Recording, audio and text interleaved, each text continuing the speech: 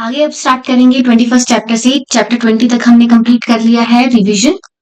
21st chapter हमारा है व्रण प्रश्न अध्याय। यहाँ पे हम वात पित्त कफ के बारे में देखेंगे और हम देखेंगे क्रियाकाल के बारे में।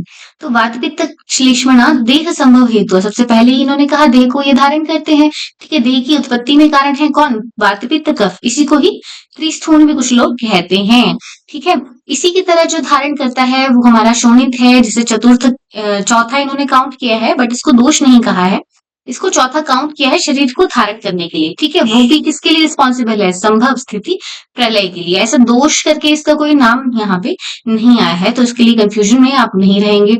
ठीक है, तो क्या कह रहे हैं इसके आगे वाले कोटेशन नंबर 4 पे ही, कफ के बिना भी देह नहीं है, न पित्त के बिना न मारुत के बिना। वैसे ही शोणित भी जो है क्या करता है? देह का धारण करता है। देहि एतस्तु धारेत न नरते देह कफादस्ति न पित्तात च मारुतात। ठीक है, तो ये रेफरेंस आपको ध्यान में रखेंगे।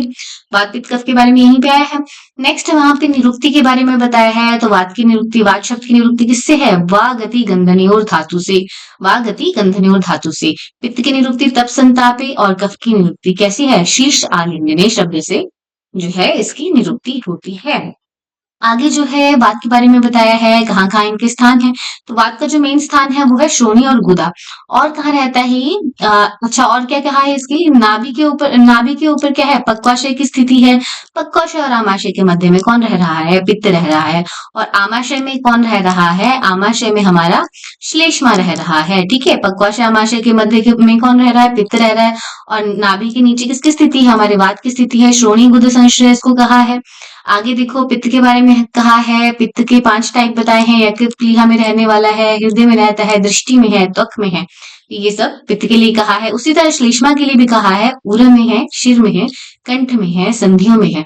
ठीक, वात के बारे में वात व्याधि में हमने देखेंगे। आगे कह रहे हैं, रेफरेंस ये इंपॉर्टेंट आता है। विसर्ग आदान विक्षेपो सोम सूर्य अनिला। जिस तरह सोम की, सूर्य की, अनिल की गति होती है और वो रिस्पॉन्सिबल होते हैं विसर्ग काल के लिए, आदान काल के लिए। ठीक है, इनकी क्रियाओं के लिए रिस्पॉन्सिबल होते हैं। ठीक, तो उसी तरह से जैसे ये जगत में रिस्पॉन्सिबल होते हैं, उस तरह से हमारे देह में कौन रिस्पॉन्सिबल है? कफ पित्त अनिल। ठीक है, कफ पित्त अनिल। इसको किससे कंपेयर किया है? कफ को सोम से, सूर्य को पित्त से, और अनिल हमारा वायु हो गया। ठीक है, तो बॉडी और लोक में ये सामान्यता यहाँ पे बताई है। आगे हम आते हैं, तो पित्त के बारे में कहा है। तो पित्त के बारे में क्या कहा है? जो अदृष्ट हेतु से यानी कि पूर्व जन्म के जो हमारा पित्त जो है बॉडी में रहता है। कहाँ रहता है? पक्वाशय आमाशय मध्यस्थम। ठीक है, पक्वाशय आमाशय मध्य में रहता है। ये हम पीछे में पढ़ के आए। ये क्या करता है? चतुर्विध अन्नम पचती। 4 प्रकार के अन्न का पाचन करता है। ठीक है, विवेचन करता है, दोष रस मूत्र पुरीशों को अलग अलग करता है, मतलब। ठीक है, ये कैसा पित्त है हमारा? इसको अग्नि कर्मणाम अनुग्रहम करोति। ठीक है, अग्नि जो अग्नि का कर्म है उसका अनुग्रहित करता है। इसकी संज्ञा क्या है? पाचक पित्त संज्ञा है। पित्ते पाचको अग्निति। तो ये रहा हमारा पहला। ठीक है, क्या है ये? पाचक पित्त जो है हमारा पहला है। दूसरे नंबर पे क्या है? यकृत प्लीहा में जो स्थित पित्त है वो क्या करता है? रंजन का काम करता है। तो इसकी रंजक संज्ञा यही है। ठीक है, रस में क्या करता है? राग कृत करता है, रस को कलर देता है। ठीक है, तो ये रहा हमारा दूसरा रंजक पित्त। तीसरा देखो पित्तम हृदय स्थितम, जो हृदय में है। ठीक है, हृदय में क्या है? हम किसी साधक पित्त को कहते हैं। साधक पित्त हृदय में रहता है। क्या करता है ये? कोई अभिप्रार्थित मनोरथ है उसका साधन कृत, यानी कि कोई हमारे मन में इच्छा है तो उसके लिए कौन रिस्पॉन्सिबल है? ये हमारा साधक पित्त, जो कहाँ स्थित है? हृदय में स्थित है। तो दिल से हम कुछ मांगते हैं। ठीक है, ये साधक पित्त है। नेक्स्ट हमारा कौन सा है? ये 3 हो गए। ठीक है, पाचक पित्त हो गया, रंजक पित्त हो गया, और हमारा साधक पित्त यहाँ पे हो गया। नेक्स्ट देखो, यह दृष्टियम पित्तम तस्मिन आलोचको अग्निरिति। जो दृष्टि में है उसको क्या बोल दिया? आलोचक पित्त बोल दिया। तो ये चौथा हमारा पित्त हो गया। क्या करेगा? आंखों में है तो रूप ग्रहण करेगा। नेक्स्ट देखो, त्वची पित्तम तस्मिन। त्वचा में जो है उसको क्या कहते हैं? भ्राजक पित्त अग्निरिति संज्ञा। किसमें यूज होता है ये? अभ्यंग, परिषेक, अवगाह, निलेप आदि में जो भी हम द्रव्य यूज करते हैं उनका क्या करता है? पाक करता है। और क्या करता है? छाया नाम च प्रकाशक। ठीक है, छाया को प्रकाशित करता है। ये हमारा कौन सा है? भ्राजक पित्त है। ठीक है, तो और क्या कहा है इसके बारे में? देखो कैसे इसका गुण है। तीक्ष्ण है, ये द्रव है, पूति है, नील है, पीत है। ठीक है, उष्ण कटु रसद जैव, नॉर्मली हमारा पित्त कैसा होता है, उष्ण होता है और कटु रस वाला होता है, बट जब ये विदग्ध हो जाता है तो कैसा हो जाता है, विदग्धम अम्ल मेवच, तो अम्लता ये प्राप्त कर लेता है, अम्ल रस का ये हो जाता है। नेक्स्ट आते हैं, आगे क्या कह रहे हैं, आमाशय 4 प्रकार के आहार का आधार है। वह चतुर्विध आहार कफ के जलीय गुणों से प्रकीर्ण होता है और महीन होकर वो सुखपूर्वक जाएगा बॉडी में, ठीक है, पचने योग्य हो जाएगा। और जो हमारा पित्त है, ये कफ कफ के स्थानों में जो आमाशय है वो पित्त का विरोधी नहीं होता है। इस तरह से इन्होंने एक बात स्टेटमेंट यहाँ पे कही है, बट मेन ये है कि यहाँ चतुर्विध आहार की बात आई है। नेक्स्ट देखो, कफ की बात कर रहे हैं, बट कफ के टाइप्स इन्होंने नहीं बताए हैं। कफ के टाइप जो बताए हैं किसने बताए हैं, बागभट्ट ने बताए हैं, ठीक है। यहाँ पे क्या बताया है कि कफ क्या है, आमाशय में रहता है अपने स्वभाव से, स्वभाव क्या है उसका, जलीय रहता है वो, ठीक है। तो मधु शीत तर्पक क्रिया होगी उसकी, तो श्लेष्म स्थानों में क्या करेगा, शरीर का उपकार करेगा, ठीक है। उदक कर्मणाम अनुग्रह करोति, ठीक है। उदक उदक जो कर्म है उसका, मधु शीत वाला, ठीक है, उससे श्लेष्म स्थान जो भी शरीर में है उनका उपकार वो करेगा। अब पुरस्थ त्रिक संधारण, ठीक है, जो छाती में है ना, वो जो छाती में कफ है वो क्या करता है, त्रिक को धारण करता है, जो हमारा चेस्ट रीजन है उसको धारण करता है, और अन्न रस और अपने सौम्य वीर्य से हृदय का अवलंबन करता है। तो उरा में रहने वाला उरा स्थित जो कफ है वो क्या करेगा, त्रिक को धारण करेगा और हृदय का अवलंबन करेगा। तो यही तो है हमारा, देखो यहाँ पे क्या रहते हैं, स्टर्नम रहता है, ठीक है, और हमारी इंटरकोस्टल रीजन है, उसी के साथ हार्ट भी है, तो हृदय का भी अवलंबन कर रहा है और उरस्थ त्रिक का भी धारण कर रहा है। जिह्वा मूल में जो है हमारा कफ, जिह्वा मूल कंठस्थो जिह्वा इंद्रिय सौम्यत्वा सम्यक रस ज्ञान प्रवर्तते, जीवा में सौम्यता वो बनाए रखता है और उससे क्या होता है, हमारी रसना वो क्या करती है, रस ज्ञान में प्रवर्तित होती है, ठीक। उसके बाद कहाँ बोल रहा है, ये हेड रीजन में शिरस्थ जो कफ है वो क्या करता है, स्नेह संतर्पण अधिकृतत्वात्, तो स्नेहन करेगा, संतर्पण करेगा और क्या करेगा, इंद्रियाणाम आत्मवीर्येण अनुग्रहम करोति, ठीक है। जो ज्ञान इंद्रियां हैं हमारी उनका अनुग्रहण करता है, ठीक है। ये हमारा शिरस्थ कफ है। उरस्थ कफ के बारे में हमने बात की, जीवा वाले कफ के बारे में बात की। अब क्या बात कर रहे हैं, ये कह रहे हैं संधियों में जो स्थित है, संधियों में जो स्थित है हमारा कफ, वो क्या करेगा, सभी संधियों को जोड़ने का काम करेगा। सर्व संधि श्लेषा सर्व संधि अनुग्रहात करोति, ठीक। तो जीवा वाला कफ इसको क्या कहते हैं, बोधक कफ। संधि वाले कफ को क्या कहते हैं, श्लेषक कफ कहते हैं, ठीक है। तो ये हमारे कफ के बारे में यहाँ पे हो गया। त्रिक की परिभाषा यहाँ पे दी थी, हमने पढ़ा था, क्या कहते हैं, शिरो बाहु द्वय संधान स्थानम, शिर और बाजू का जहाँ पे संधान स्थान है उसको कह रहे हैं त्रिक, ठीक। आगे आते हैं कफ के बारे में, देखो कफ के गुण क्या क्या लिखे हैं, श्लेष्मा श्वेतो गुरु स्निग्ध पिच्छल शीत एवच, तो ये हमें पता है, श्वेत होता है, गुरु होता है, स्निग्ध है, पिच्छल है, शीत है। और क्या कहा है, मधुस्थ अविदग्ध, जब वो अविदग्ध अवस्था में है तो कैसा रहता है, उसका रस मधुर रहता है, और जब लवण विदग्ध हो जाए तो कैसा हो जाता है वो, जब कफ जो है विदग्ध हो जाए तो वो कैसा हो जाता है, लवण हो जाता है, ठीक।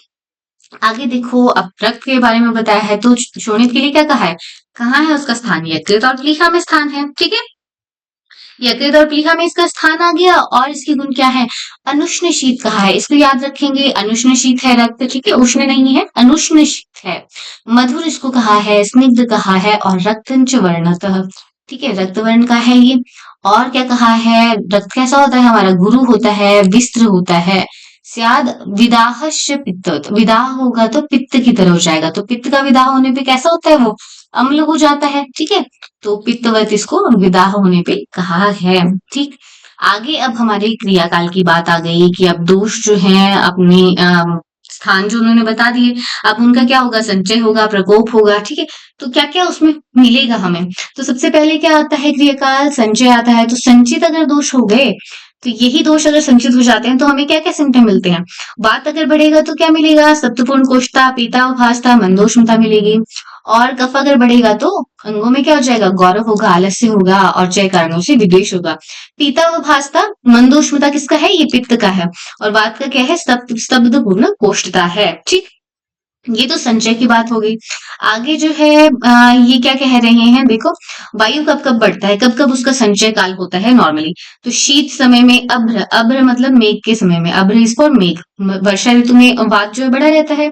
प्रवातीशु अधिक वायु चल रही है, घर मानते हैं, घर्म होता है समर, ग्रीष्म जो ऋतु है, घर्म का अंत मतलब वर्षा ऋतु हो गया, ठीक है। घरमांती विशेषता प्रत्युष में, रात्रि के अंतिम प्रहर में, पराहन में और जीर्णान में, खाना पच जाने के बाद वायु जो है बढ़ता है। उसी तरह पित्त का भी संचय कब कब हो सकता है, इसके बारे में बताया है। तो उष्ण काल में, ठीक है, उष्ण काल में होगा मेघांते, मेघ जब खत्म हो गए यानी कि वर्षा ऋतु के बाद कौन आती है, शरद ऋतु आती है। मेघांते जब विशेषता मध्याह्न में, अर्धरात्रि में और जीर्यतन में, अभी खाना डाइजेस्ट हो रहा है उस समय, तो बीच वाले टाइम में ये बढ़ता है। अंत मध्य आदि का क्रमांक आचार्य वाग्भट ने कहा है। नेक्स्ट हमारा आता है कफ के लिए। तो कफ के लिए क्या लिखा है, शीते शीत काले च वसंती च विशेष। ठीक है, शीत समय में, शीतकाल में और बसंत ऋतु में तो कफ बढ़ता ही है। ठीक है, वमन भी कराते हैं उस समय। और कब कब, अंत मध्य आदि का क्रमांक आदि में बढ़ेगा तो पूर्वाहन में, प्रदोष, प्रदोष क्या होता है, रात्रि का प्रथम प्रहर।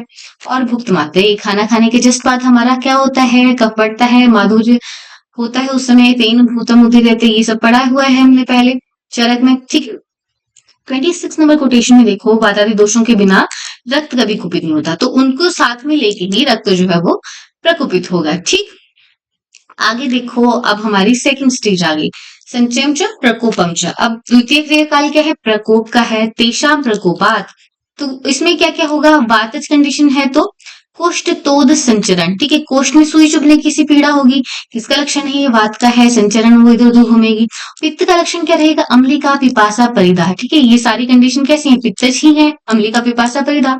और कफ, कफ से क्या होगा, अन्न द्वेष हो जाएगा और हृदय उत्क्लेव, मिचली सी आना जो है, नॉजियाटिक फीलिंग, ये हृदय उत्क्लेव और अन्न द्वेष उससे होगा, कफ के बढ़ने से होगा इन कंडीशन ऑफ प्रकोप द्वितीय क्रिया काल में। ठीक है, अब आगे जो है संचम च प्रकोपम च प्रसरम स्थान संशय। तो अब प्रसरावस्था की बात यहाँ पे चलेगी, तो उसके साथ ही इन्होंने और भी चीजें लिखी हैं। क्या लिखा है, स ही रजो भूयिष्ठम रज प्रवर्तकम सर्वभावना, कि जो भी हमारे मूवमेंट बॉडी में हो रहा है, क्योंकि वायु जो है वो रजोगुण बहुल है, तो रज ही सब भावों का प्रवर्तक है, तो वो क्या करेगा, जो हमारा पित्त है, कफ है, उनको लेकर जो है बॉडी में घूमेगा, तो प्रेशर तो तभी होगा, राइट। तो इस तरह से इन्होंने एग्जाम्पल यहाँ पे हमने अच्छे से वहां पे पढ़ा था जब हमने चैप्टर किया था, किण्व सुरा बीज पानी। ठीक है, इनको परस्पर संयुक्त रख के रात भर पानी में, इसमें क्या होता है, उफान आ जाता है और वो बाहर निकल जाते हैं। ठीक है, तो बलवद क्या होता है, बलवद बलवद ग्रह बलवद्री बलवद आदि ग्रहण आदि, मतलब बलवान कारणों से क्या होता है, द्रव्यों के द्रव दोषों का उद्रेक होता है, कि वो ऊपर की तरफ उनका उफान आ जाता है, वो ऊपर की तरफ उठ जाते हैं। तो हम थोड़ी सी लिखी है यहाँ पे। इसमें क्या होता है, तो फिर उन्होंने वायु को इसके साथ रिलेट किया और कहा कि क्या होता है, वायु रजोगुण की होती है, रजोगुण सभी भावों का प्रवर्तक है। तो अभी जो संचय संचित है, ठीक है, संचित अगर पानी कहीं है तो वो अधिक बढ़ जाने से वो क्या करता है, बांध को तोड़कर दूसरी साइड चला जाता है। इसी तरह से वातादि दोष भी जब ज्यादा संचित हो जाए, तो प्रकोपित हो जाए, तो अपने आशयों से वो क्या है, मर्यादाओं को उल्लंघन करके कभी अकेला अकेला जाएगा, कभी दो दो दोषों के साथ, कभी तीनों मिलकर जो है बॉडी में घूमेंगे, कभी रक्त को भी साथ में लेके घूमेंगे। तो इस तरह से जब हम प्रेशर काउंट करते हैं, तो वातज पित्तज कफज 3 हो गए और रक्तज 4 हो गए। ठीक है, फिर द्वंद्वज आएंगे, फिर तीनों इकट्ठा आएंगे, फिर चारों इकट्ठा आएंगे। ठीक है, वात पित्त कफ शून्य। इस तरह से टोटल कितने बन जाते हैं, प्रेशर के 15 टाइप्स हो जाते हैं। ठीक है, प्रेशर के कितने प्रकार हो जाते हैं, 15 भेद यहाँ पे हो जाते हैं। ठीक है, इसको डिटेल में हमने ज्यादा कर लिया। आगे देखो क्या कह रहे हैं, दोषा विकारा नवसी मेघवत वर्षंती, कि जहां पे विकार होगा, फिर जैसे बादल जो है जहां पे उसको सही कंडीशन मिलती है वहां पे वर्षा करता है, उसी तरह मेघवत तत्र वर्षति, ये दोष भी जो है उस जगह पे जहां पे उनको सुइटेबल कंडीशन मिलेगी वहां पे जाके दोषों का प्रकोप करेंगे, वहां पे जाके डिजीज करेंगे। ठीक है, आगे देखो क्या है, वायु तत्र वायु पित्त सांगत से पित्तवत प्रतिकार। अगर वायु जो है पित्त के स्थान में पहुंच गई है तो उसकी चिकित्सा कैसे होगी, स्थान की पहले हम ट्रीटमेंट करते तो पित्त के समान चिकित्सा होगी। ठीक है, पित्त से कफ स्थान से कफगत, अगर हमारे पास कफ के स्थान में कौन चला गया है, पित्त चला गया है, तो कफ के समान ही उसकी चिकित्सा होगी, ये हम पहले से पढ़ते आए हैं। ठीक है, वायु के स्थान में अगर कफ गया है तो वहां पे वायु के समान ही चिकित्सा होगी। ये बात हम कर रहे हैं कि स्थान के अनुसार जो है चिकित्सा होगी, पहले जो जिसका स्थान है उसके अनुसार ही चिकित्सा होगी। अब प्रेशर में वात पित्त कफ का अलग अलग से बताया है। तो वायु वाली कंडीशन है, वात बड़ा है तो क्या होगा, वायु विमार्ग गमन, अब वो विमार्ग में गमन कर गई, आटोप करेगी। ठीक है, आटोप करेगी। और हमारा पित्त अगर बढ़ गया है, पित्त प्रेशर कर गया, तो ओष चोष परिदाह धूमायनानी ये लक्षण जो है प्रकोप पे मिलेंगे। क्या क्या? ओष चोष परिदाह धूमायनानी। और कफ की कंडीशन में क्या मिलेगा हमें? अरोचक यहाँ पे हो जाएगा, अविपाक होगा, अंगसाध होगा, और छर्दी। छर्दी जो लक्षण है वो किस अवस्था में आ रही है? प्रकोपावस्था में आ रही है। नेक्स्ट हमारे पास हमारा चौथा क्रियाकाल आ जाता है, विच इज स्थान संश्रय। स्थान संश्रय अवस्था। तो स्थान संश्रय अवस्था में क्या हुआ? अब दोष जो है शरीर के डिफरेंट डिफरेंट पार्ट्स में पहुंच गए। अब जहां जहां पहुंचेंगे वहां वहां डिजीज करेंगे। तो यहाँ पे क्वेश्चन किस तरह से आता है कि कौन से पार्ट में कौन सी डिजीज होगी स्थान संश्रय अवस्था में। ठीक है, तो देखो उदर में गया तो क्या होगा? गुल्म विकृति, उदर उदर रोग, अग्नि संग होगा, अनाह विसूचिका, अतिसार प्रभृति रोग यहाँ पे होंगे। ठीक है, गुल्म को आपने ध्यान में रखना है, विकृति को ध्यान में रखना है। बस्ती में गया तो बस्ती में क्या हो सकता है? प्रमेह हो सकता है ना, क्योंकि प्रमेह क्या है? बहुमूत्रता इसमें रहती है। अश्मरी मूत्राघात मूत्र दोष ये होगा। ठीक है, वृषणगत अगर जो है हमारा वृषणगत दोष जाते हैं तो वृषणों में क्या होती है? वृद्धि दोष होता है। ठीक है, वृद्धि वहां पे हो जाएगी। मेढ्र में गया तो मेढ्र में क्या क्या दोष हो सकते हैं? क्या क्या रोग हो सकते हैं? मृदु प्रकर्ष, उपदंश, शुक दोष हो सकता है। गुद में गया तो गुद में क्या होता है? बदंधरश होता है। ठीक है, ऊर्ध्वजत्रु में गया तो ऊर्ध्वजत्रुगत विकार होंगे। त्वक मास शोणित में गया तो त्वक मास शोणित को कौन इन्वॉल्व करता है? क्षुद्र रोग इन्वॉल्व होते हैं, कुष्ठ होता है, और विसर्ग भी क्या होता है? त्वक मास शोणित में इन्वॉल्व होता है। यही हम पढ़ते आए हैं। ठीक है, दोष दूषण के पढ़ते हैं हम। फिर मेदगत अगर हुआ तो मेद में क्या क्या डिजीजेस हो सकती हैं मेद की वजह से? ग्रंथि, अपची, अर्बुद, गलगंड, अलर्जी प्रभृति। अलर्जी को ध्यान में रखेंगे। अस्थि में गया तो क्या होता है? अस्थि में विदृधि हो सकती है, और क्या होता है? अनुशयी, अनुशयी प्रभृति। ठीक है, ये डिजीजेस वहां पे हो सकती हैं। नेक्स्ट देखो, पाद में गया अगर पैरों में जो है दोष चला गया तो क्या होगा? पादगत हुआ तो श्लीपद। ठीक है, पांव फूल जाते हैं। वात शोणित, ठीक है, गाउट हो सकता है, वात कंटक हो सकता है। नेक्स्ट देखो, सर्वांगगत अगर हुआ तो क्या होगा? ज्वर होगा, और सर्वांग रोग यहाँ पे मिलेंगे देखने को। ठीक, पूर्व गतेषु चतुर्था क्रियाकाल, तो यहाँ पे क्या है? हमें पूर्व रूप जो है, पूर्व रूपों का प्रादुर्भाव हो जाता है। तो चौथा क्रियाकाल कौन सा? स्थान संश्रय क्रियाकाल में हमें पूर्व रूप देखने को मिलते हैं, तो इसको पूर्व रूपावस्था भी कहते हैं। आगे आते हैं, आगे देखो क्या है? व्यक्तावस्था। अब आगे अव्यक्त हो गए हमारे जो डिजीज है, शोफ हो गया, अर्बुद हो गया, ग्रंथि, विदृधि, विसर्प। ठीक है, इस तरह के डिजीज यहाँ पे प्रवक्त लक्षण वाली अभी हो गई। और क्या क्या हो गया? ज्वर, अतिसार यहाँ पे हो गया। ठीक है, तो ये रहा हमारा पांचवा क्रियाकाल विच वॉज व्यक्तावस्था। और लास्ट में इसको ही रूपावस्था भी कहते हैं, क्योंकि रूप जो है इसका यहाँ पे प्रॉपर जो लक्षण है इसके वो व्यक्त हो गए हैं।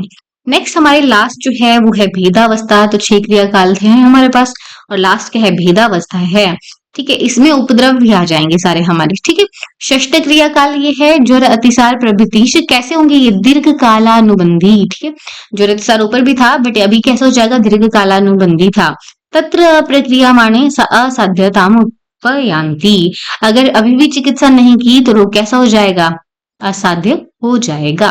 ठीक है, तो यहाँ पे इन्होंने कंपाइल किए हमारे 6 के 6 क्रियाकाल: संचय, प्रकोपम, प्रसरम, स्थान संश्रयम, बत्ती, भीदशियो वेति, दोषाणाम भवेद भिषक। ठीक, तो ये सारे जो हैं हमारे क्रियाकाल हो गए। अब ये क्या कह रहा है कि संचय अवस्था में यदि दोषों का विनाश कर दिया गया तो उत्तरोत्तर वो प्रसर आदि प्रकोप प्रसर तक वो नहीं पहुंचेंगे, और क्या है? व्याधि उत्तरोत्तर बलवान नहीं होगी। जैसे जैसे व्याधि आगे चलेगी वैसे वैसे उत्तरोत्तर बलवान हो जाएगी। ठीक है, अभी क्या कह रहे हैं लास्ट में देखो 39 नंबर कोटेशन में, संसर्गावस्था में जो दोष उग्र थे, ठीक है, उसकी पहले चिकित्सा करनी है हमें। ठीक है, संसर्गीय उग्रयान साधुक्रम से जो हमारे उग्र दोष हैं उनके पहले हम ट्रीटमेंट करेंगे। वह चिकित्सा शेष दोषों के विरुद्ध नहीं होनी चाहिए, उनको बढ़ाने वाली नहीं चाहिए। ठीक है, कैसी होनी चाहिए चिकित्सा? जो है बाकी दोषों के विरुद्ध नहीं होनी चाहिए। शेष दोषे अविरोधेन सन्निपाते तथा। ठीक है, उनको बढ़ाने वाली जो है चिकित्सा हमारी नहीं होनी चाहिए। जो उग्र दोष है उसके पहले ट्रीटमेंट करेंगे। अब यहाँ पे लास्ट में देखो क्या रहा है। अगर हमने क्रियाकाल में अगर हम व्रण के कॉन्टेक्स्ट में देखेंगे तो लास्ट तक अगर हमने प्रॉपर ट्रीटमेंट नहीं की तो वहां पे एक घाव बन जाएगा। ठीक है, तो यहाँ पे ये एंड कर रहे हैं व्रण वस्तु से। तो वृणोति अस्मात् रूढ़ोपि व्रण वस्तु न नश्यति। ठीक है, व्रण अगर रूढ़ भी हो गया है, ठीक है, आच्छादन करने को व्रण कहते हैं। जो घाव जहां पे हुआ है उस पे जो आच्छादन हमारी स्किन आ जाती है उसको वो क्या है? आच्छादन करने को व्रण कहते हैं। इसको यहाँ पे व्रण और इसमें व्रण वस्तु के साथ कंफ्यूज कर दिया है। आदेह धारणा तस्माद व्रण इति उच्यते बुद्धि। तो जो हमारी व्रण वस्तु है उसको ही यहाँ पे व्रण व्रण भी कह रहे हैं कि घाव अगर भर भी जाए तो भी देह धारण वो जन्म पर्यंत तक करती है। यानी कि क्या है, जो चिन्ह है, जो हमें चोट लगी है उसका जो चिन्ह है वो जन्म पूरे लाइफ टाइम तक रह जाता है। ठीक है, वो नष्ट नहीं होता है, इसलिए उसको भी व्रण कहते हैं। व्रण इति उच्यते बुद्धि। तो मेनली जो रेफरेंस ये है व्रण वस्तु का रेफरेंस है। क्या रेफरेंस है? वृणोति अस्मात् रूढ़ोऽपि व्रण वस्तु न नश्यति। ठीक है, जो व्रण वस्तु है वो नाश नहीं होती है, वो आदेह धारणात् तस्मात्, आदेह तक रहती है, जब तक देह है तब तक रहेगी बॉडी में, उसको व्रण भी कुछ लोग कहते हैं। तो इसके साथ ये चैप्टर हमारा खत्म होता है। नेक्स्ट चैप्टर में एंटर करते हैं विच इज और 22nd चैप्टर, व्रण स्त्राव विज्ञानी अध्याय। अब व्रण वस्तु से उन्होंने एंड किया, आगे क्या बताएंगे? व्रण स्त्राव, कैसे कैसे स्त्राव निकलेंगे इसमें से व्रण से। ठीक है, तो व्रण वस्तु टोटल कितनी की कही यहाँ पे? नेक्स्ट 22nd चैप्टर अब शुरू हो गया है। स्टार्ट ये किससे कर रहे हैं? व्रण वस्तु से ही कंटिन्यू कर रहे हैं। ठीक है, एक स्टोरी की तरह चल रहा है ये। तो व्रण स्त्राव विज्ञानी अध्याय में एंटर करते ही पहले ही बात कर रहे हैं 8 व्रण वस्तुओं की। कहाँ कहाँ होती हैं? त्वग मांस शिरा स्नायु अस्थि संधि कोष्ठ मर्म। ठीक है, त्वग मांस शिरा स्नायु संधि कोष्ठ मर्म। ठीक है, आचार्य चरक ने संधि की जगह क्या माना है? मेद माना है। त्वग मांस शिरा स्नायु अस्थि मेद कोष्ठ मर्म, इस तरह से उन्होंने कहा है। आचार्य सुश्रुत ने संधि माना है, इसको याद रखेंगे। ठीक है, त्वग मांस आदि में से किसी एक वस्तु में उत्पन्न होने वाले तथा केवल त्वचा के ही भेदन करने वाले जो व्रण है उसकी तो चिकित्सा की जा सकती है। बट अगर ऐसा होता है कि मांस शिरा में उत्पन्न है और वो खुद ही पककर फूट रहे हैं, तो वो व्रण कैसे होते हैं? दुसाध्य होते हैं, क्योंकि वो कहीं पे भी जाके चैनल बनाएंगे अपना और फट जाएंगे, तो वो कैसे हो जाते हैं? दुसाध्य होते हैं। ठीक है, तो जो स्वयं उदीर्यमाण है वो कैसे होते हैं? दुरुपचारा होते हैं। ठीक है, जो व्रण कैसे होते हैं? स्वयं उदीर्यमाण होते हैं, वो होते हैं दुरुपचारा। अब इन्होंने बात की है व्रण की आकृतियों की, जो होती है 4। कौन कौन सी? आयत, आयत इस दीर्घ, चतुस्र 4 कोण वाली। ठीक है, ये बना है यहाँ पे 4 कोण वाली, वृत्त गोल और त्रिपुटक ट्राइंगल। ठीक है, तो ये 4 रही हमारी व्रण की आकृतियां, आयत, चतुस्र, वृत्त और त्रिपुटक। ठीक, आगे आते हैं। अब यहाँ दुष्ट व्रणों के बारे में बहुत सारी चीजें लिखी हैं। कुछ उठा हुआ होगा, देखने में गंदा होगा, गंध होगा, तो जो भी गंदा गंदा सा हमें दिखेगा, हीन मांस वाला, अधिक ठंडा गरम काला पीला। ठीक है, इस तरह का हमारा क्या है? दुष्ट व्रण ये है। तो दोषों की अधिकता के अनुसार व्रण के कितने विभाग कर दिए इन्होंने? 6 विभाग उसको उसके कर दिए हैं। अब जो हमने ऊपर पढ़ा तो मांस शिरा स्नायु, ठीक है, अस्थि संधि कोष्ठ मर्म, उसमें देखेंगे कि कैसे कैसे हमारे व्रण स्त्राव जो है यहाँ पे निकल रहे हैं। तो त्वक में अगर हमारा व्रण है तो कैसा इसका स्त्राव रहेगा? सलिल प्रकाशो, वाटरी जो है डिस्चार्ज रहेगा। देखा होगा आपने, चोट लगती है जब, ठीक है, तो ऊपर अगर स्किन स्किन ही कट हुई है, स्किन स्किन ही एब्रेजन हुआ है, तो वहां पे कैसा रहता है? सलिल प्रकाश, पानी की तरह उज आउट होता है। और कैसा रहेगा? विस्त्र रहेगा और पीता व भास येलोइश रहेगा। नेक्स्ट जो है मांस में अगर लगा है तो कैसा रहेगा? सर्पी प्रकाशम। ठीक है, सर्पी प्रकाश जो है वो स्त्राव रहेगा, सांद्र रहेगा, श्वेत होगा और पिच्छिल होगा। ठीक है, इजी है, याद रहेगा। मांस वाला सर्पी प्रकाश है और त्वक वाला सलिल प्रकाश है, पीता व भास है। सिरा वाला जो है, सिरा वाला स्त्राव कैसे रहेगा? छिन्नासु सिरा रक्त अति प्रवृत्ति, सिरा जब कटेगी तो पाइप की तरह रक्त की अति प्रवृत्ति जो है यहाँ पे होगी। पक्वासु तोय नाड़ी अभिरेव तोय आगमन पूय से, पूय कैसे निकलेगा? एकदम जैसे तोय नाड़ी, जो पानी की पाइप है जैसे वो फटती है और एकदम उससे जो है गश करके पूय यहाँ पे निकलेगा। अस्त्रावश्च तनुर्विच्छिन्ना पिच्छिलो अवलंबी शिष्यावो विषय प्रतिमश्च। कुछ टाइम बाद क्या है, अभी थोड़ा थोड़ा करके वो निकलेगा, तो कैसे निकलेगा? तनु तनु विच्छिन्न, टूट टूट के निकलेगा, पतला निकलेगा, पिच्छिल होगा, अवलंबी यानी कि चाशनी की तरह होगा, और कैसा होगा? श्याव होगा और अवश्याय प्रतिमश्च, ओस की बूंद की तरह जो स्त्राव है वो कुछ देर बाद कहाँ से निकलेगा? सिरा से ही निकलेगा। ठीक है, याद रहेगा। सिरा वाला थोड़ा याद करने वाला है, तोय नाड़ी भी तो ये आगमन है और अविश्यायो प्रतिमश्य है। नेक्स्ट देखो, स्नायु से अगर स्त्राव होगा तो कैसा था? सिंघाणक प्रतिमश्य और रक्त के साथ मिश्रित रहेगा स रक्तश, तो सिंघाणक प्रतिमा। ठीक है, नाक के श्लेष्मा की तरह स्नायु से स्त्राव निकलेगा, स्निग्ध होगा, ये घन होगा। ठीक है, अस्थि अगर अस्थिगत जो है व्रण है उसमें क्या होगा? स्फुटिते भिन्ने दोषा विदरिते, कैसा स्त्राव निकलेगा? निस्सार होगा और शुक्ति धौतव भाति, शुक्ति धौतव भाति। शुक्ति कैसे होती है? कैल्शियम से बनी होती है, वैसे ही हमारी बोन भी होती है। तो शुक्ति धौत अवभाति जो स्त्राव निकलेगा वो किससे निकलेगा? अस्थि से निकलेगा। नेक्स्ट देखो, मज्जा अच्छा और क्या निकलेगा? और हमारी बोन में क्या होता है? बोन में होती है बोन मैरो, ठीक है। तो और क्या निकल सकता है? आस्त्रावश्य मज्जा मिश्रित सरुद्र, ठीक है। मज्जा तक अगर बोन में लग गया तो मज्जा मिश्रित भी निकलेगा और रुधिर भी उसमें निकलेगा। बोन मैरो में ब्लड भी तो बनता है, ठीक। नेक्स्ट देखो, संधिगत अगर है, संधिगत व्रण हो जाता है तो पीड्यमानो न परिवर्तित, दबाने पे तो देखो संधि से नहीं निकलेगा स्त्राव, बट जब वो आकुंचन प्रसारण करेगा, चलने लगेगा, तो क्या होगा? वहां से स्त्राव निकलेगा। और निकलेगा कैसा? पिछलो अवलंबी। पिछलो अवलंबी हमारा कहाँ था? यहाँ सिरा में भी था, जब वो थोड़ा सा थोड़े टाइम बाद जो उससे स्त्राव निकलता है वो पिछलो अवलंबी था। वैसा ही हमारे संधि से है, बट संधि से और कैसा है? सफेन पूय रुद्रो उन्मथित, ठीक है। बबल्स के साथ निकलेगा, फेन के साथ जो है ये निकलेगा, क्योंकि चलने पे क्या है, उसमें एयर आ जाएगी, तो यहाँ पे सफेन रुद्रो उन्मथित जो है स्त्राव निकलेगा। अब कोष्ठ में लगेगा, कोष्ठ में चोट हो गई तो कोष्ठ में क्या क्या रहता है? मूत्र पुरीश ये सब रहता है, तो मूत्र पुरीश पुए के साथ जो है वो स्त्राव निकलेगा, ठीक है। और साथ में क्या आएगा? रक्त तो आएगा ही, ठीक है। मर्म वाले जो स्त्राव हैं वो मर्म में जो विद्ध लक्षण होते हैं उसी की तरह जो स्त्राव मर्म का है, ठीक है। आगे भी पढ़ा हुआ है, उसके लक्षण अलग से उन्होंने नहीं किए हैं। जैसे जैसे जिस स्थान का मर्म होगा उसके अकॉर्डिंग उसमें स्त्राव निकलेगा। तो उसके बाद जो है हमने देखा, ये वाले जो है तो गादी में जो है स्त्राव है, तो ये किस तरह से है? त्वक मांस शिरा स्नायु अस्थि संधि कोष्ठमर्म, इस तरह से करके ये वातज स्त्राव है, फिर ये पित्तज स्त्राव है, फिर कफज स्त्राव है, और फिर सन्निपातज स्त्राव है, ठीक है। इसको हम कर रहे थे एक टेबल से, ठीक है। तो यहाँ पे हमने देखा था वातज स्त्राव कैसा रहता है? वातज स्त्राव रहता है हमारा परुष, ठीक है। त्वक मांस शिरा स्नायु अस्थि संधि कोष्ठमर्म के रिस्पेक्ट में। तो त्वक में जो सबसे पहले हम वातज स्त्राव को ही देख लेते हैं।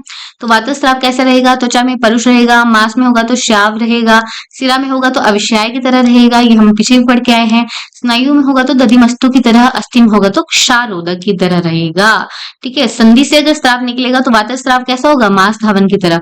कोष्ठ से अगर स्त्राव निकलेगा तो वातज स्त्राव कैसा होगा? पुलाकोदक की तरह रहेगा, ठीक है। अब जो है पित्तज कंडीशन का देख लेते हैं। तो पित्तज कंडीशन में अगर त्वचा में स्त्राव है तो पित्तज स्त्राव होगा गोमेद कलर का, ठीक है। मांस में होगा तो गौमूत्र की तरह होगा। शिरा से अगर स्त्राव निकलेगा तो पित्तज स्त्राव कैसा होगा? वो भस्म की तरह होगा। स्नायु से निकलेगा तो शंख की तरह होगा, अस्थि से निकलेगा तो कषायोदक की तरह होगा, संधि से निकलेगा तो पित्तज स्राव माधविक की तरह होगा, और कोष्ठ से निकलेगा तो तिल तैल की तरह होगा। अब आते हैं कफज स्त्राव में। कफज स्त्राव भी ऐसे ही देखेंगे, त्वक मांस शिरा स्नायु अस्थि संधि कोष्ठ मन करके। तो हमारी त्वक में कैसा स्त्राव निकलेगा? कफज अगर होगा तो नवनीत की तरह होगा, ठीक है। मांस से निकलेगा तो कासीस की तरह कफज स्त्राव होगा, शिरा से मज्जा की तरह होगा, स्नायु से पिष्ट की तरह कफज स्त्राव निकलेगा, अस्थि से तिल की तरह, और संधि से नारिकेलोदक की तरह कफज स्त्राव निकलेगा। कोष्ठ से वराहवसा की तरह निकलेगा, ठीक है। इसी तरह से हमारा जो सन्निपातिक स्त्राव है, तो सन्निपातिक स्त्राव देखो किसकी तरह निकल रहा है? नारिकेलोदक की तरह ये निकलेगा, ठीक है। नारिकेलोदक की तरह कहाँ था? और संधि से स्त्राव निकल रहा था, कौन सा? कफज स्त्राव।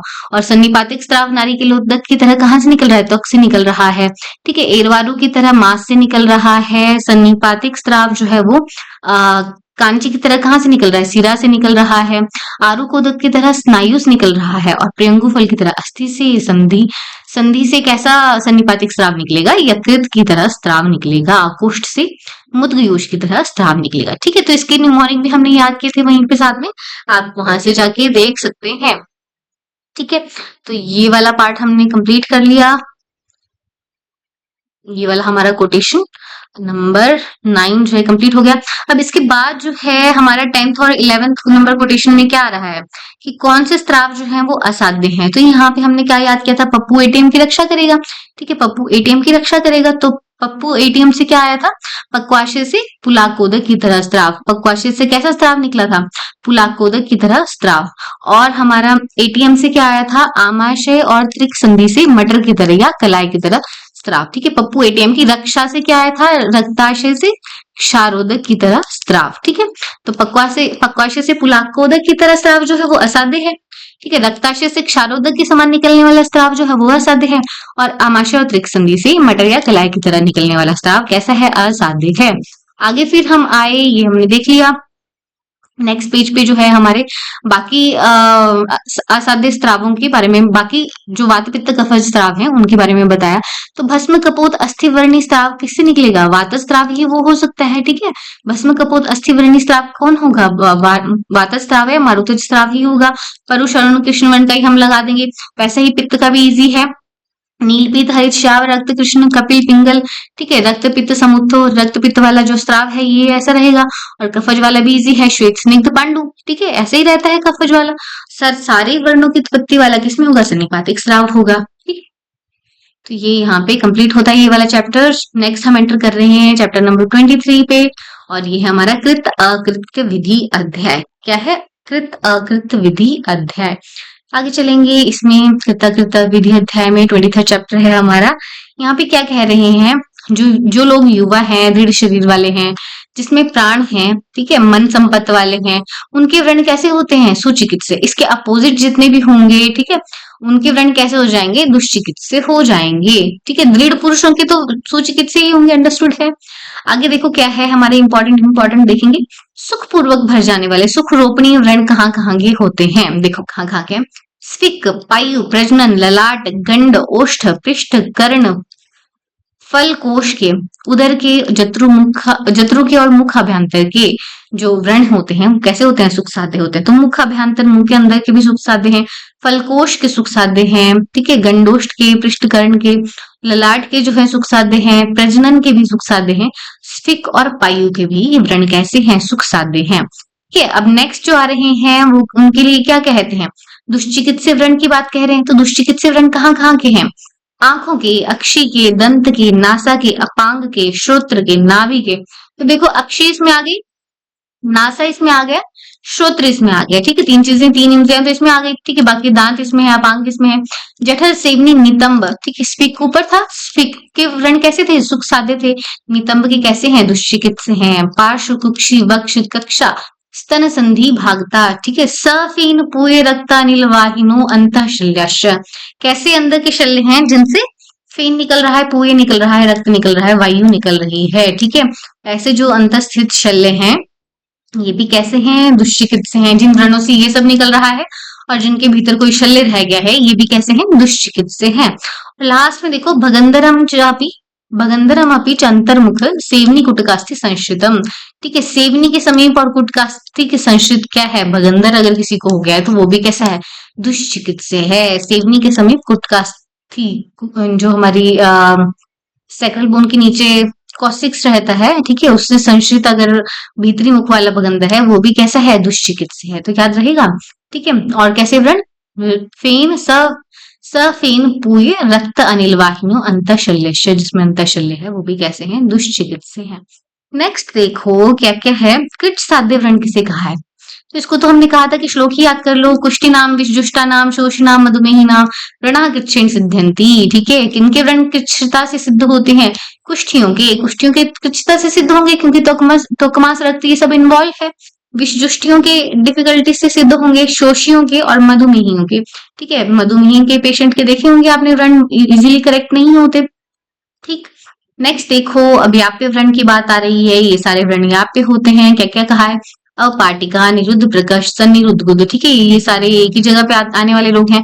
जठर, ग्रंथि, क्षत, कृमि, प्रतिशाय को भी क्या कहा है? याप्य कहा है, बार बार आ जाता है प्रतिशाय। कोष्ठजाश्च त्वग दोषिणाम और प्रमेही दोबारा से यहाँ पे आ गया।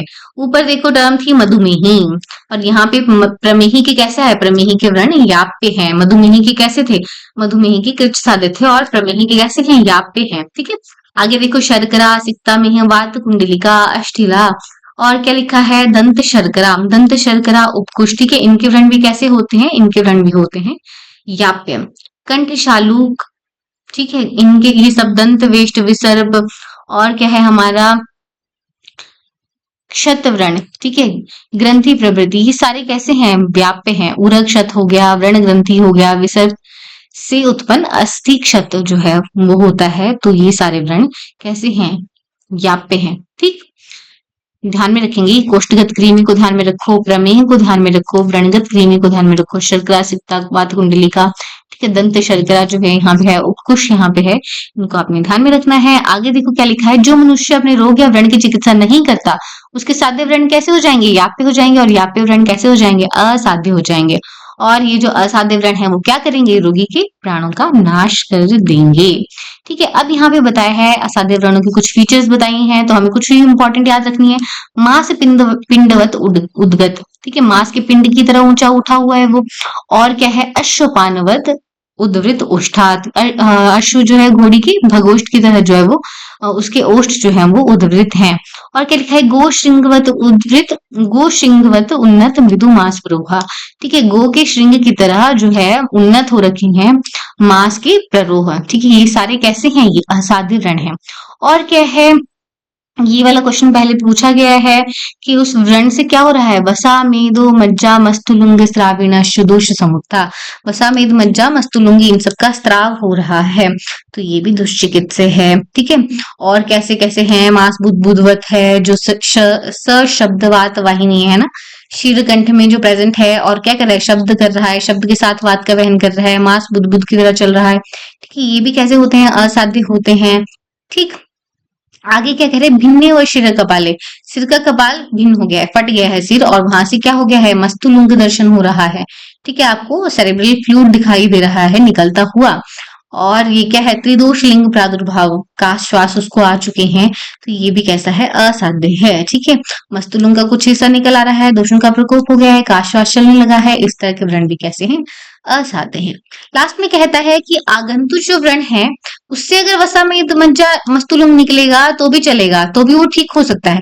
बट अगर हमारा निज ही व्रण है, हमारी बॉडी के वातादि दोषों की वजह से जो व्रण उत्पन्न हुआ है उसमें वसा में मज्जा निकलता है, तो वो ठीक नहीं होगा।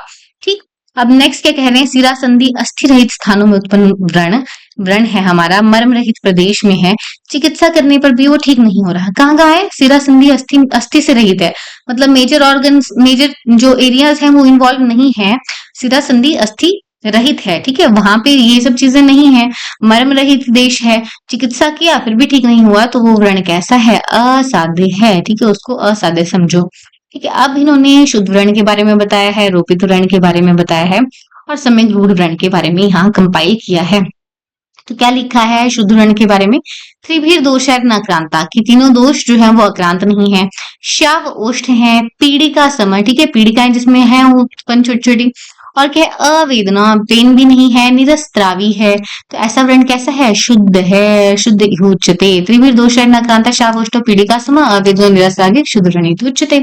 नेक्स्ट देखो क्या है, कपोत वर्ण प्रतिमा यस्य अंतः क्लेद वर्जिता, कपोत वर्ण की तरह है, अंदर क्लेद भी नहीं है, स्थिर चिपिटिका वंतो, चिपिटिकाएं बनी हैं उसमें छोटी छोटी स्थिर, ये कैसा है, रोहित रोहित इत्यादि निषेध की। ठीक है, ये रोपित जो व्रण है उसकी फीचर्स बताई हैं। ठीक है, रोहित का कबूतर करके हमने याद किया था, कपोत वर्ण प्रतिमा यस्य अंतः क्लेद वर्जिता स्थिर चिपिटिका वंतो रोहित इति तमादिशेद। ठीक, नेक्स्ट जो है सम्यक रूढ़ व्रण की बात की है, तो रूढ़ वर्तमानम अग्रंथि शूनम रुजम व्रणम तक सवर्ण हो गया है। ठीक है, जिसका मार्ग भर गया है, मांसादी ग्रंथियां भी नहीं है, चारों ओर सूजन भी नहीं है, अशून है, अरुज है, ठीक है, पीड़ा से रहित है, और जो कैसा हो गया है, त्वक सवर्णी है। ठीक है, समतल है, सम्यक रूढ़ उसको कहते हैं, सम्यक रूढ़ विनिर्दिश्यते, ये कैसा है हमारा सम्यक रूढ़ व्रण है। ठीक है, इसी तरह से सुश्रुत चिकित्सा में भी डेफिनेशन आई है, जीवात लाभो मृदु स्निग्ध लक्षण विगत वेदना। ठीक है, ये कैसा व्रण है, शुद्ध व्रण के लिए कहा है। ठीक, तो यहाँ पे ये खत्म होता है हमारा चैप्टर। नेक्स्ट हम 24 चैप्टर में एंटर करते हैं। तो 24 चैप्टर कौन सा है, व्याधि समुदेशीय अध्याय, व्याधि समुदेशीय अध्याय। तो यहाँ पे व्याधियों के बारे में बताया है। देखो सबसे पहले तो क्या कहा है, द्विधास्तु व्याधियां। ठीक है, दो तरह की व्याधियां होती हैं, या तो शस्त्र साध्य होगी या तो स्नेह आदि क्रिया साध्य होगी। और हम क्या पढ़ते हैं कि जो शस्त्र साध्य है उसमें स्नेह आदि क्रियाओं का प्रतिषेध नहीं है, यानी कि स्नेहादि क्रियाएं हम कर सकते हैं, बट जो व्याधियां स्नेहादि क्रिया से साध्य है उसमें हमें शस्त्र कर्म नहीं करते हैं। ठीक, आगे देखो, आगे क्या कह रहे हैं, प्राग अभिहितम तद दुख संयोग व्याधि उच्यते। तो ये कोटेशन पूछा जाता है, दुख संयोग क्या है, दुख संयोग है व्याधि, व्याधि को क्या कहा है, दुख संयोग कहा है। अब वो दुख जो है वो तीन तरह का होता है, आध्यात्मिक, अधिभौतिक, अधिदैविक। ठीक है, आध्यात्मिक, अधिभौतिक और अधिदैविक। ठीक है, अब वही दुख 7 प्रकार का हो जाता है, यानी कि ये 3 टाइप की डिजीजेस थी, दुख से इनका मतलब व्याधि है ना, दुख संयोग व्याधि उच्यते, तो ये 3 टाइप की डिजीजेस थी। फर्दर ये जो है 7 टाइप की हो जाती हैं। इनको फर्दर डिवाइड करते हैं। कौन कौन सी? आदि बल प्रवृत्त, जन्म बल प्रवृत्त, दोष बल प्रवृत्त, संघात बल, काल बल, दैव बल और स्वभाव बल प्रवृत्त व्याधियां। ठीक है, सबसे पहले जो आध्यात्मिक जो है हमने लिया है, आध्यात्मिक में कौन कौन सी आती हैं?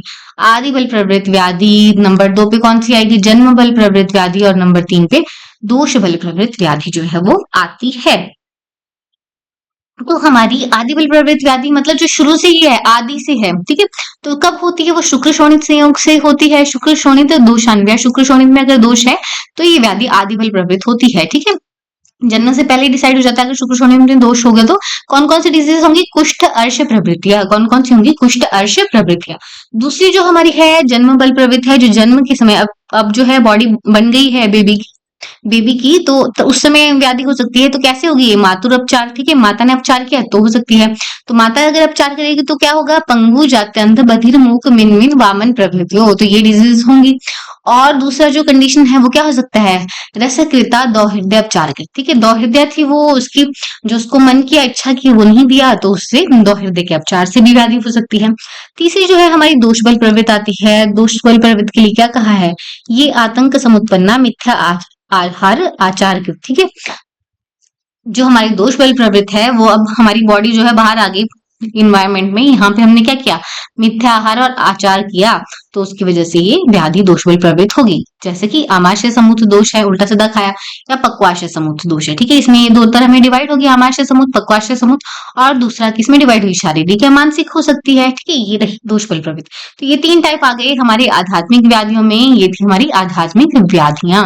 आदि बल प्रवृत्त में कुष्ठार्श थे, जनबल प्रवृत्त में पंगु, जात्यांत, बधिर, मुख, मिनमिन, ये रहे हमारे वामन रहे। और हमारे इसमें भी 2 टाइप आते हैं। रसकृता होगी या तो दौहृदय अपचारकृत होगी, ठीक है, या तो उसने अच्छे से खाया नहीं, या तो दौहृदय की अवहेलना होगी। और फिर आए हमारे दोष बल प्रवृत्त। दोष बल प्रवृत्त में हमारे आमाशय समूह या पक्वाशय समूह हुई, या फिर शारीरिक या मानसिक हुई।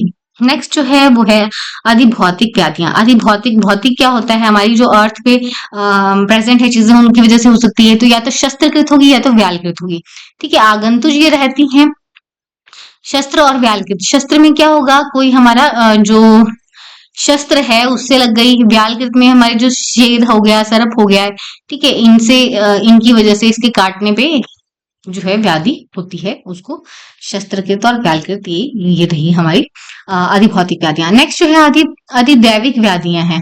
अधिदैविक व्याधियों में 3 फिर से आती हैं। काल बल प्रवृत्त आती है, दूसरी जो है कैसी आती है? दैव बल प्रवृत्त आती है। और तीसरी कैसी आती है? तीसरी स्वभाव बल प्रवृत्त व्याधि यहाँ पे आती है, ठीक है।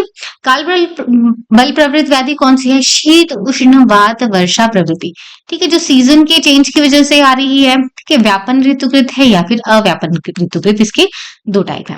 दैव बल प्रवृत्त में क्या रहेगा? देव द्रोह आदि अभिषक्त रहेगा। इसमें अथर्व वर्णकृत जो मंत्र है उसकी वजह से जो व्याधियां हो रही हैं, किसी ने कर दिया तो इसमें क्या आता है? विद्युत दशनीकृता हो गया, या तो विद्युत की वजह से, या तो पिशाच आदिकृत है, ठीक। और उसमें फिर से 2 फर्दर टाइप है, संसर्गज या आकस्मिक, ठीक है, किसी के संसर्ग से या फिर एकदम से ये आकस्मिक जो है ये व्याधि रहेगी दैव बल प्रवृत्त, ठीक है। स्वभाव बल प्रवृत्त में स्वभाव कैसे रहता है? स्वभाव हमारा स्वभाव बल प्रवृत्त व्याधि कौन सी है? 5 आचार्य सुश्रुत ने मानी है। क्षुद्ध, पिपासा, जरा, मृत्यु और निद्रा।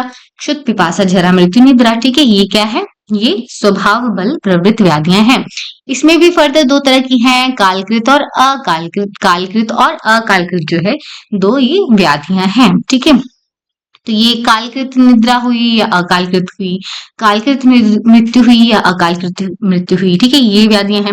अच्छा, स्वाभाविक व्याधियों में आचार्य चरक ने कितनी मानी है? 2 मानी है। कौन कौन सी मानी है? जरा और मृत्यु मानी है। आचार्य सुश्रुत की कितनी है? 5 है, ठीक है। कौन कौन सी? क्षुद्ध, पिपासा, जरा, मृत्यु और निद्रा, ठीक। आगे आते हैं। सर्वेशांश व्याधि नाम वात पित्त श्लेष्मणा एवं मूलम। सारी व्याधियों का मूल क्या है? वात पित्त श्लेष्मणा है, वात पित्त श्लेष्म है। अब जो है हमारे क्या आ रहे हैं? कौन से दोष के कारण कौन सी व्याधि हो रही है? कौन से रस दोष की वजह से, रक्त दोष की वजह से, ठीक है, मांस में दुष्टि होने पे, इन पे कौन से इसमें दुष्टि होने पे कैसी व्याधि जो है हमारे पास रहेगी? तो ये चीज यहाँ पे बताई है। तो सबसे पहले देखो किसके बारे में बात की है? रस से शुरू किया है। तो रस में अगर दोष हुआ तो कौन सी व्याधि होगी? रस दोष के कारण उत्पन्न कौन सी व्याधियां हैं? अन्न में श्रद्धा नहीं होगी, अरोचक, अविपाक, जो भी हमारी स्टमक से रिलेटेड है वो सारी व्याधियां रहेंगी इसमें। ठीक है, रस कहाँ बनता है सबसे पहले? आमाशय में हम जो भी खा रहे हैं अन्न रस सबसे पहले बनेगा, तो पहले तो अन्न वाली जो हमारी व्याधियां हैं वो आएंगी। अन्न श्रद्धा, रोचक, विपाक, अंगमर्द है। फिर उसके बाद क्या है? ज्वर हो रहा है, हृदलास हो रहा है, पूरी बॉडी में वो ट्रैवल करेगा, ज्वर करेगा, हृदलास है, अतृप्ति है, और क्या है? गौरव, हृदरोग और पांडु रोग जो है इसमें आ रहे हैं, इनको याद रखेंगे। और क्या है? मार्गोपरोध होगा, कार्श्य होगा, ठीक है, कार्श्य भी हो रहा है, वैरस्य, अंगसाद, अकाल वलिपलित, ठीक है, अकाल वलिपलित इसमें है। और क्या है? ये सारे हमारे क्या है? रस दोषज विकार आ गए। नेक्स्ट जो है रक्त दोषज विकार है, इसमें क्या स्किन डिजीजेस आएंगी, कुष्ठ, विसर्प, पीड़िका, ठीक है, मशक है, नीलिका है, तिलकालक, नच, व्यंग, सारी स्किन डिजीजेस आ गई। इसके अलावा क्या है? इंद्रलुप्त है, काल वलिपलित रस दोष के कारण था। इंद्रलुप्त जो पैची हेयर लॉस होता है, एलोपेशिया होता है, वो रक्त दुष्टि के कारण यहाँ पे कह रहे हैं। प्लीहा, विद्रथी, गुल्म, वात शोणित, अर्श, अर्बुद, ठीक है, अंगमर्द, अस्रिक दर, रक्त पित्त प्रभृतियों, ये सारी व्याधियां किसके हैं? ये किससे हैं? किससे उत्पन्न हो रही हैं? रक्त की दुष्टि से, रक्त दोषजा। और क्या है? गुद, मुख, मेढ्र, पाकेशु, कहाँ कहाँ पाक पाक बोला? गुदा पे, मुख पे, मेढ्र पे जो पाक होता है वो रक्त की दुष्टि के कारण होता है। बहुत सारे पेशेंट देखते हैं आप मुख पाक वाले, तो रक्त दुष्टि आप वहां पे समझ सकते हैं। ठीक, इसके अलावा क्या है? इंद्रलुप्त है, प्लीहा है, विद्रधि है, ऊपर क्या था? हृदय और पांडु रोग था। ठीक है, गुल्म को याद रखेंगे, गुल्म जो है वो रक्त दुष्टि के कारण होता है। बाकी अर्श, अर्बुद भी हमारे इसमें आ रहे हैं, वात शोणित आ रहा है, स्निग्ध आ रहा है। ठीक है, मांस दुष्टि में आते हैं, तो मांस दुष्टि के कारण क्या क्या होगा? अधिमांस, अर्बुद, अर्श, अधिजीवा, उपजीवा, उपकुश, गल शुंडिका, अलजी, मांस संघात, ओष्ठ प्रकोप इसकी वजह से हो रहा है, गलगंड, गंडमाला। ठीक है, ये सारी डिजीजेस किस वजह से होंगी? मांस की दुष्टि से होंगी। ठीक है, अर्श अर्बुद ऊपर भी है रक्त की दुष्टि में, और अर्श अर्बुद मांस की दुष्टि में भी है। आगे देखो मेदु धातु, मेदु धातु में अगर दुष्टि होती है तो क्या क्या होगा? ग्रंथि, विद्रधि, गलगंड होगा, अर्बुद होगा, मेदज ओष्ठ प्रकोप होगा। ठीक है, मेदज ओष्ठ प्रकोप होगा। ओष्ठ प्रकोप नॉर्मल ऊपर है मांस की दृष्टि में, और मेदज ओष्ठ प्रकोप किसमें है? मेद दृष्टि में है। मधुमेह यहाँ पे होगा, अति स्थौल्य जो है वो हो जाएगा। आगे देखो क्या है? अस्थि के अंदर दोष हुआ तो यहाँ पे कूनक होगा, अस्थि, यदि अस्थि, यदि दंत, ये तो आप लगा लोगे, अस्थि तोद शूल। ठीक है, बाकी क्या है? कूनक यहाँ पे हो रहा है। मज्जा धातु की अगर दृष्टि होती है तो आईज वाले सिम्टम हमने कहा था कि वहां पे आते हैं, तमोदर्शन होगा, मूर्छा होगी, भ्रम, पर्व, स्थूल मूलजा, रुजाश, नेत्राभिषंद। ठीक है, पर्वों में स्थूल मूल की पीड़िकाएं होंगी, नेत्राभिषंद यहाँ पे होगा, तो नेत्रों से रिलेटेड तो नेत्राभिषंद आ गया। भ्रम जो है, चक्कर आना, तमोदर्शन, अंधेरा छा जाना मुंह के सामने, ठीक है, भ्रम, मूर्छा, ये सब जो है यहाँ पे मज्जा की दृष्टि पे हमें देखने को मिलेगा, क्योंकि ब्लड ही प्रॉपर नहीं बनेगा तो तमोदर्शन, मद, ये भ्रम, मूर्छा, ये सब रहेगा यहाँ पे। ठीक है, परवसु, स्थूल मूल, रुजा, ठीक है, पर्वों में स्थूल मूल वाले व्रणों का होना, ये भी आप ध्यान में रखेंगे। ठीक है, और नेत्राभिषंद मज्जा की दृष्टि पे होता है। नेक्स्ट देखो शुक्र दृष्टि पे क्या होगा? क्लेबे, प्रहर्ष, शुक्र, स्मरी, शुक्र दोष, ये आप इजी है लगा लोगे। नेक्स्ट देखो अब क्या है? जब दोष मलों के आयतन में उत्पन्न होते हैं, मलों के आयतन में चले गए तो क्या होगा? त्वक दोष होंगे, संग होगा, अति प्रवृत्ति होगी या अप्रवृत्ति होगी। ठीक है, मल या तो क्या होंगे? अति प्रवृत्त होंगे, या तो प्रवृत्ति नहीं होंगे, या तो वहां पे संग हो जाएगा। और क्या होगा? स्किन कंडीशन जो है हमें देखने को मिलेंगी। अब स्किन कंडीशन किसमें मिलेंगी? जब हमारे पास जो है मान लो स्वेद नहीं निकल रहा है तो वो भी तो मल है। ठीक है, वो भी अगर रुक गया तो वहां पे त्वक दोष करेगा। ठीक, अब यही बात कह रहे हैं, जब दोष इंद्रियों के आयतन में प्रविष्ट हो जाते हैं तो क्या करते हैं? इंद्रियां जो हैं अपने कामों में अप्रवृत्त, यथा अपने कामों में अपने अर्थों को ग्रहण करने में प्रवृत्त नहीं होती हैं। ठीक है, तो इस तरह से ये सारे विकार हमने देख लिए। लास्ट में क्या कह रहे हैं? 19 नंबर कोटेशन जो है यहाँ का है, कुपिता नाम ही दोषा नाम शरीरे परिधावतम। जो कुपित दोष हैं वो क्या करेंगे? शरीर में घूमते रहेंगे। यत्र यत्र ख वैगुण्य व्याधि तत्र प्रजायते, जहां जहां उनको ख वैगुण्य मिलेगा, ठीक है, जहां जहां उनको क्या मिलेगा? ख वैगुण्य मिलेगा, वहां पे स्त्रोतों की विघुनता जहां मिलेगी वहां पे वो व्याधि करेंगे। अब ये कॉन्टेक्स्ट यहाँ पे क्यों आया है? ये 21 चैप्टर में क्यों नहीं आया? क्योंकि यहाँ पे जो है कुपित दोषों की बात कर रहे हैं, और हम देख रहे हैं दुष्टि कहाँ कहाँ हो रही है? हमारे धातुओं में दुष्टि हो रही है। तो धातुओं में दुष्टि कब हुई? जब हमारे जो दोष हैं कुपित होके शरीर में घूमे, जिस धातु में दुष्टि हुई वहां पे उन्होंने ख वैगुण्य देखा और वहां पे व्याधि कर ली। ठीक है, याद रहेगा। तो ये इस चैप्टर में हमारे पास आया है। ठीक, 24 चैप्टर कंप्लीट होता है। अब हम एंटर करते हैं 25 चैप्टर में। 25 चैप्टर क्या है हमारे पास? अष्टविध शस्त्र कर्मीय अध्याय। तो 8 तरह के शस्त्र कर्म के बारे में बताएंगे, कौन कौन से शस्त्र कर्म किस किस में करने हैं, ये सब यहाँ पे बताया हुआ है। ठीक है, ये सब यहाँ पे बताया हुआ है। तो यहाँ पे क्या है, सबसे पहले छेदन के बारे में लिखा है। तो छेदन किस किस में करेंगे? एक्सीजन मतलब काट के निकाल देना। तो यहाँ पे भगंदर में छेदन हमने किया है, और किसमें? श्लेष्मिक ग्रंथि में, तिल कालक में, नाड़ी व्रण में। अर्बुद को भी हम काट के निकाल देते हैं, अर्श को भी काट के निकालते हैं, चर्म कील, अस्थि शल्य, अस्थि शल्य, मांस शल्य, इनको भी काट काट के निकाल देंगे। जतुमणि को याद रखेंगे। ठीक है, मांस संघात, गल शुंडिका हो गई, स्नायु मांस सिराओं के, सले गड़े मांस को, सला गड़ा है जो सड़ा गला है, सॉरी, तो उसको भी क्या करेंगे हम? काट के निकालेंगे ही। वल्मीक है, शतपूर्णक है, शतपूर्णक को याद रखेंगे। भगंदर ऊपर दिया है, शतपूर्णक अलग से दिया है। ठीक है, इसको हमने पारिक में भी देखा था आज ही। अदृश है, उपदंश है, मांस कंधी और अधिमांस है। ठीक है, इन सबको हम क्या करेंगे? काट के निकाल देंगे, इसका छेदन करेंगे। फिर भेदन आता है। भेदन कौन सी कंडीशन में करेंगे? इन सीजन जहां पे कुछ ना कुछ अंदर पड़ा हुआ है, वहां पे हम भेदन करेंगे। ठीक, तो देखो विद्रधि में क्या रहता है? अंदर पास रहता है, या फिर कुछ डिस्चार्ज जो है उसमें रहेगा। तो सन्निपातिक विद्रधि को छोड़ के बाकी सारी विद्रधियों में हम क्या करेंगे? भेदन करेंगे। वात पित्त कफ से उत्पन्न होने वाली 3 प्रकार की ग्रंथियों में भी भेदन कर रहे हैं। वात पित्त कफ वाली कंडीशन के विसर्प में भी हम भेदन कर रहे हैं। सारी प्रकार की वृद्धियों में हम भेदन कर रहे हैं। वृद्धि में भी क्या है? कमुलेशन अंदर हो जाती है। ठीक, विदारिका है, प्रमेही पीड़िका है। ठीक है, इनमें हम क्या कर रहे हैं? भेदन कर रहे हैं। व्रणशोफ आ गया, स्तन विद्रधि आ गया, विद्रधि है तो भेदन करेंगे। ठीक है, पहले तो इंसिजन लगाना पड़ेगा, उसके बाद ही ड्रेन कर सकते हैं। अवमंथक, कुंभिका, अनुशयी, अनुशयी में भी भेदन करेंगे। नाड़ी व्रण हो गया, और क्या है ये? क्षुद्र रोग, अनुशयी, अनुशयी यहाँ पे हमारे पास आ गया। पुष्कर, अलजी, कुंभी, अनुशयी, नाड़ी व्रण है, वृंद है, पुष्करिका है, अलजी है, क्षुद्र रोग है। ठीक है, तो इन सब में क्या करेंगे हम? भेदन करेंगे। तालु पुप्पुट और दंत पुप्पुट, तालु पुप्पुट, दंत पुप्पुट, ये दोनों पुप्पुट जो हैं इसमें क्या करेंगे? भेदन करेंगे। तुंडी केरी आ गया। ठीक है, तुंडी केरी में क्या कर रहे हैं? भेदन कर रहे हैं। गिलायु है, मुख में पकने वाले जो भी रोग हैं उसमें हम भेदन करेंगे। मुख पाक वाली कंडीशन में क्या कर रहे हैं? भेदन कर रहे हैं। अश्मरी को निकालने के लिए बस्ती या अन्य मेदोजन्य रोग में भी हम क्या कर रहे हैं? भेदन कर रहे हैं। ठीक, तो ये हमारे यहाँ कंप्लीट होता है। नेक्स्ट हम देखेंगे लेखन कर्म किसमें करेंगे। अब लेखन में क्या है? खुरचना है, हमें स्क्रैपिंग करनी है। तो किस किस में करेंगे? लिख्या चतस्त्र रोहिण्यो, चारों तरह की रोहिणी, वात पित्त कफ और रक्तजन्य रोहिणी, लिख्या चतस्त्र रोहिण्यो। और क्या है? किलासम उपजीविका, किलास में उपजीविका में लेखन करेंगे। मेद जो दंत वैधर्भ, ठीक है, मेदजन्य दंत वैधर्भ में, और ग्रंथि वर्तमा अधिजीविका, ग्रंथि रोग में, वर्तम रोग में, अधिजीविका में हम क्या कर रहे हैं? लेखन कर रहे हैं। अर्श में हम लेखन करते हैं इनिशियल कंडीशन में। और क्या है? मंडल और मंडल कुष्ठ में हम क्या करते हैं? लेखन करते हैं। मास गंधी, मास की वृद्धि में। ठीक है, मास गंधी, मास उन्नति तथा इसमें सब में क्या करेंगे हम?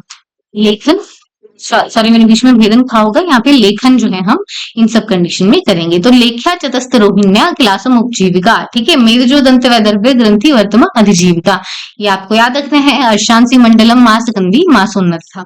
ठीक है, तो अर्श में भेदन भी हम कर रहे हैं, और हम क्या कर रहे हैं? छेदन भी हम ऊपर कर रहे थे। ठीक, अब जो है आहरण हमें करना है, सॉरी उससे पहले हमें वेदन करना है। तो वेदन किसका करेंगे? वेदन करेंगे हम जहां पे भी अकोमोलेशन है। तो मूत्र वृद्धि, वृद्धि में भी अकोमोलेशन रहती है। दकोदर, ठीक है, जलोदर वाली कंडीशन में भी क्या रहेगी? अकोमोलेशन रहेगी। नेक्स्ट देखो एशियन की बात कर रहे हैं, तो एशियन किसमें करना है? एशियन जहां पे हमारे पास चैनल होगा वहां करेंगे।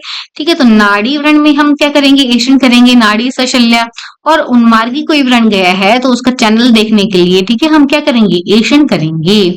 ठीक, नेक्स्ट देखो आहरण करेंगे। तो आहरण किसका करेंगे? आहरण करेंगे हम जो भी स्क्रैप हो सकती है चीजें, ठीक है, जो भी निकल सकती है उस चीज को हम निकालेंगे। तो शर्करा तो 3 तरह की शर्करा, कौन कौन सी? दंत शर्करा, पाद शर्करा और मूत्र शर्करा। ठीक है, इनका क्या करते हैं? आहरण करते हैं। नेक्स्ट देखो क्या है? दंत कर्ण मलो अश्मरी, दंत मल, कर्ण का मल और अश्मरी को भी हम निकाल लेते हैं। ठीक है, दांतों के मल को निकालते हैं आहरण करते हैं। कान के मल को भी क्या करते हैं, आहरण ही करते हैं उसका स्कूप से। ठीक है, आगे क्या बोल रहे हैं, शल्यानि मूढ़ गर्भाश्च वर्चस्च निशितम गुदे। शल्यों का आहरण करते हैं, शल्यों को बाहर निकालते हैं। मूढ़ गर्भ का आहरण करते हैं, मूढ़ गर्भ को भी अंदर से बाहर निकालते हैं। और वर्चस्च निशितम गुदे, जो इम्पैक्टेड स्टूल है, कॉन्स्टिपेटेड स्टूल रहता है, उसको भी कैसे लेटर कंडीशन में उसको निकाल के बाहर करना पड़ता है, उसको एक्सट्रैक्ट करना पड़ता है। आगे आएंगे तो यहाँ पे क्या है, विस्त्रावण कर्म के बारे में दे रखा है। तो विस्त्रावण कर्म के बारे में क्या लिखा है, विस्तावन किस किस का कराएंगे। यहाँ पे मैक्सिमम चीजें हमने पहले भी पढ़ा है कि किसका है, जो भेदन जिसमें कर रहे हैं उसमें विस्तावन भी कर रहे हैं, क्योंकि अंदर कुछ ना कुछ अकोमुलेशन है। सन्निपातिक विद्युत को छोड़ के बाकी 5 विद्युत हैं उसमें विस्तावन कर रहे हैं। कुष्ठ में विस्तावन कर रहे हैं, वेदना युक्त वायु एक स्थान में उत्पन्न शोथ में कर रहे हैं, पाली के रोगों में, ठीक है, कर्णपाली के रोगों में कर रहे थे हम विस्तावन। श्लीपद में विष से दूषित रक्त है, सारे अर्बुदों में हम विस्तावन कर रहे हैं। विसर्प में प्रारंभिक 3 प्रकार की ग्रंथियों में हम वात पित्त कफज ग्रंथियों में, ठीक है, 3 प्रकार के उपदंश में, स्तन रोग में हम विस्तावन कर रहे हैं। विदारिका हो गया, गल शालुक हो गया, कालुकंटक कृमि दंत में विस्तावन कर रहे हैं। दंत वेष्ट उपकुश शीतादंत पुप्पुट, ठीक है, भेदन भी कर रहे थे इसमें, ठीक है। पित्त रक्त कफजन्य ओष्ठ में और अनेक प्रकार के क्षुद्र रोगों में हम क्या कर रहे हैं, विस्तावन कर रहे हैं। ठीक है, फिर आगे आते हैं। अब जो है लास्ट बचा हमारा सीवन किस में करेंगे, तो सीवन हम उन व्रणों में करेंगे जहां पे क्या है, एक तो मेद समुत्थ है वो जो जगह, ठीक है, जहां पे मेद समुत्थ है और क्या है, भिन्न है वो कि कट लगा हुआ है और सुलिखित है, बट ठीक है, सुलिखित है, लेखन जो है वो उसमें प्रॉपर हो रखा है। सद्य व्रण है, ठीक है, अभी इमीडिएटली लगी है उसको फटाफट सिल दो। ठीक है, चल संधि विपाशिता, ठीक है, जहां पे चल संधि है हमारी, चल जहां पे जो संधि मूवमेंट वाली है उस जगह पे भी हम क्या करेंगे, सीवन कर्म करेंगे। ठीक है, तो क्या है, मेदा समुत्था भिन्ना सुलिखिता गदा, ठीक है, भिन्न है, सुलिखित है, सद्य व्रण हो रखा है, और चल संधि विपाशित व्रणों में हम क्या करते हैं, सीवन कर्म करते हैं।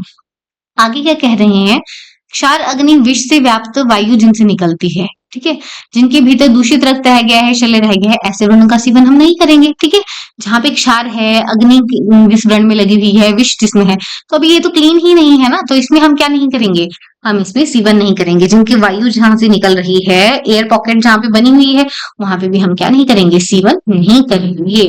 ठीक, अब आगे देखो क्या लिखा है।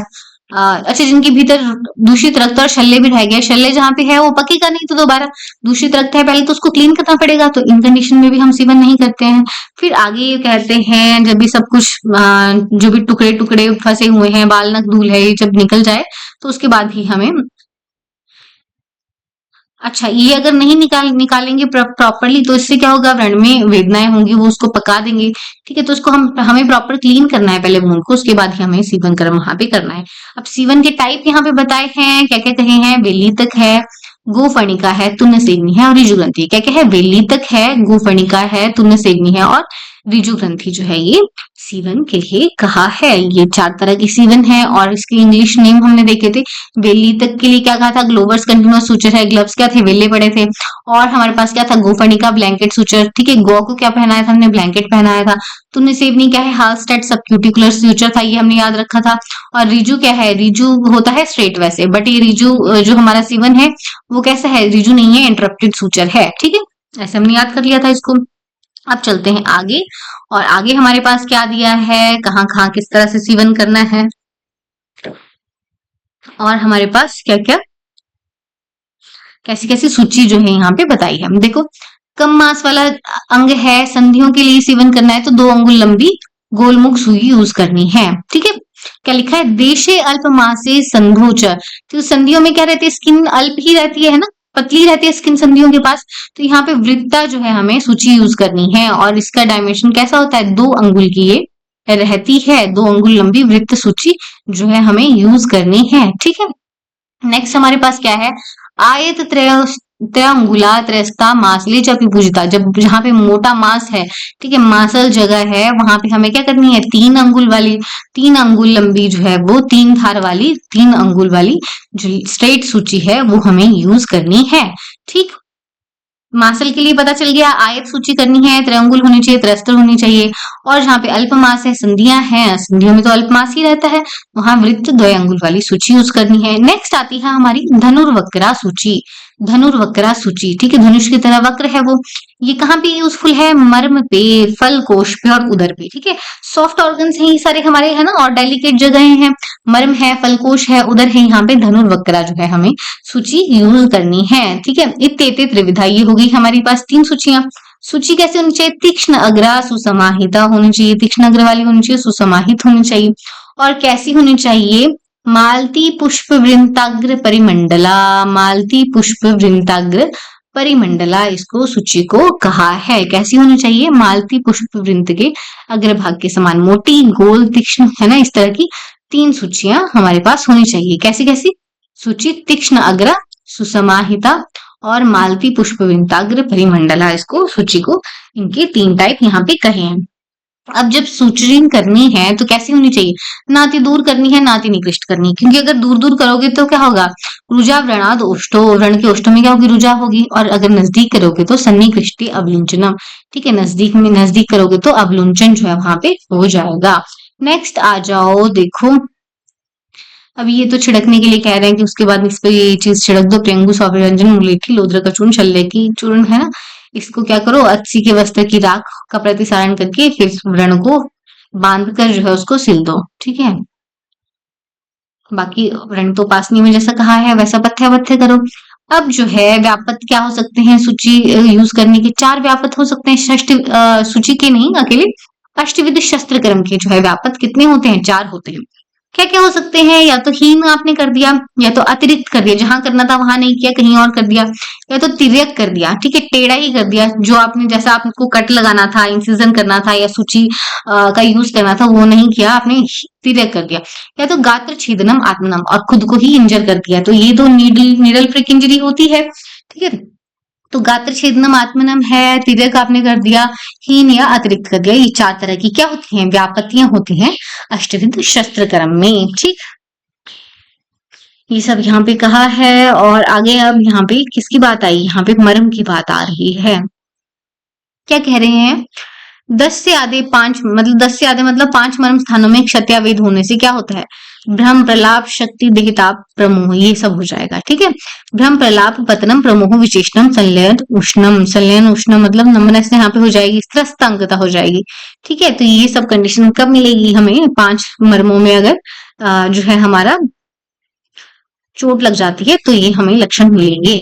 आगे क्या है? मास उदकाभम रुधिरम च गच्छेत सर्वेन्द्रियार्थो उपरमस तथैव च, ठीक है। मास उदकाभ जो है उसमें से क्या निकलेगा? रक्त निकलेगा। मास उदकाभ रक्त निकलेगा। रुधिरम च गच्छेत, मास उदकाभम रुधिरम च गच्छेत। और क्या हो जाएगा? सर्वेन्द्रियो उपरमस तथैव च, सारी इंद्रियां कैसे हो जाएंगी? अपने ग्रहण शक्ति में वो विराम दे देंगी, ठीक है। इंद्रियां जो है अपने अर्थों को ग्रहण करने में समर्थ नहीं होंगी। अब इतना पेन जो है उसको होगा, तो ये सब तो होगा ही। नेक्स्ट आते हैं आगे, देखो अब इन्होंने स्पेसिफाई कर दिया, एक एक करके इन्होंने मर्म लिए हैं। सिरा मर्म पे अगर आघात होगा तो क्या होगा? सुरेंद्र गोप प्रतिमम प्रभूतम रक्तम स्रवित, ठीक है। कैसा रक्त स्रवित होगा? सुरेंद्र गोप के कलर का, रेडिश होता है सुरेंद्र गोप, ठीक है, वैसा जो है रक्त स्रवित होगा। क्षततश्च वायु, और क्या होगा? उसमें से वायु भी जो है वो निकलेगी, ठीक। यहाँ पे इन्होंने हिंदी में लिखा है अधिमंथा रोग, शिर रोग आदि विविध विकारों को उत्पन्न करेगा, लेकिन ऊपर ऐसा कुछ भी नहीं लिखा है श्लोक में। आगे देखो, स्नायु अगर विद्ध होती है तो क्या हो जाएगा? कॉब्जम, ठीक है। स्नायु अगर विद्ध होता है तो क्या होगा? कॉब्ज हो जाएगा। शरीर अवयव अवसाद होगा। क्रिया सुशक्ति स्तुमूला रुजश, ठीक है, शरीरी क्रियाओं में अशक्ति हो जाएगी, बहुत ज्यादा पेन होगी। और क्या होगा? चिराद व्रणो रोहती, ठीक है, देरी से व्रण जो है भरेंगे, स्नायु विद्ध के ये लक्षण है, ठीक। क्या क्या मिलेगा? कॉब्जे मिलेगा और चिराद व्रण रोहती, चिराद व्रण रोहती, ये जो है स्नायु विद्ध, स्नायु मर्म पे अगर आघात होता है तो ये लक्षण मिलेंगे। नेक्स्ट देखो आगे क्या कह रहे हैं, अगर संधि पे क्षत हो जाता है तो क्या मिलेगा हमें? संधि पे अगर लगा, आपने जॉइंट में देखा होगा क्या हो जाता है? शोफ हो जाता है, फूल जाती है वो एकदम, शोफ अतिवृद्ध जो है बहुत ज्यादा शोफ हो जाएगा। तो मूला रुजश, बहुत ज्यादा उसमें पेन रहती है, जॉइंट पेन, जॉइंट में अगर चोट लगती है तो बहुत ज्यादा पेनफुल रहता है। बल क्षय हो जाएगा, मूवमेंट नहीं कर पाएगा वो। पर वसु भेद शोफ हो, ठीक है, पर्वों में क्या होगा? संधियों में भेद होगा, शोफ हो जाएगा, ठीक है। और क्या है? संधि कर्मों परितश्च, जो संधि है अपना काम वो प्रॉपर नहीं कर पाएगी। ये अगर चल संधियों में क्षत होता है तो ये हमें लक्षण मिलेंगे। आगे अस्थि में विद होगा तो क्या मिलेगा, घोर रुजय से, बहुत ज्यादा पेन होगी। और क्या है, निशा दिनेशु, दिन रात जो है उसको पेन लगी रहेगी।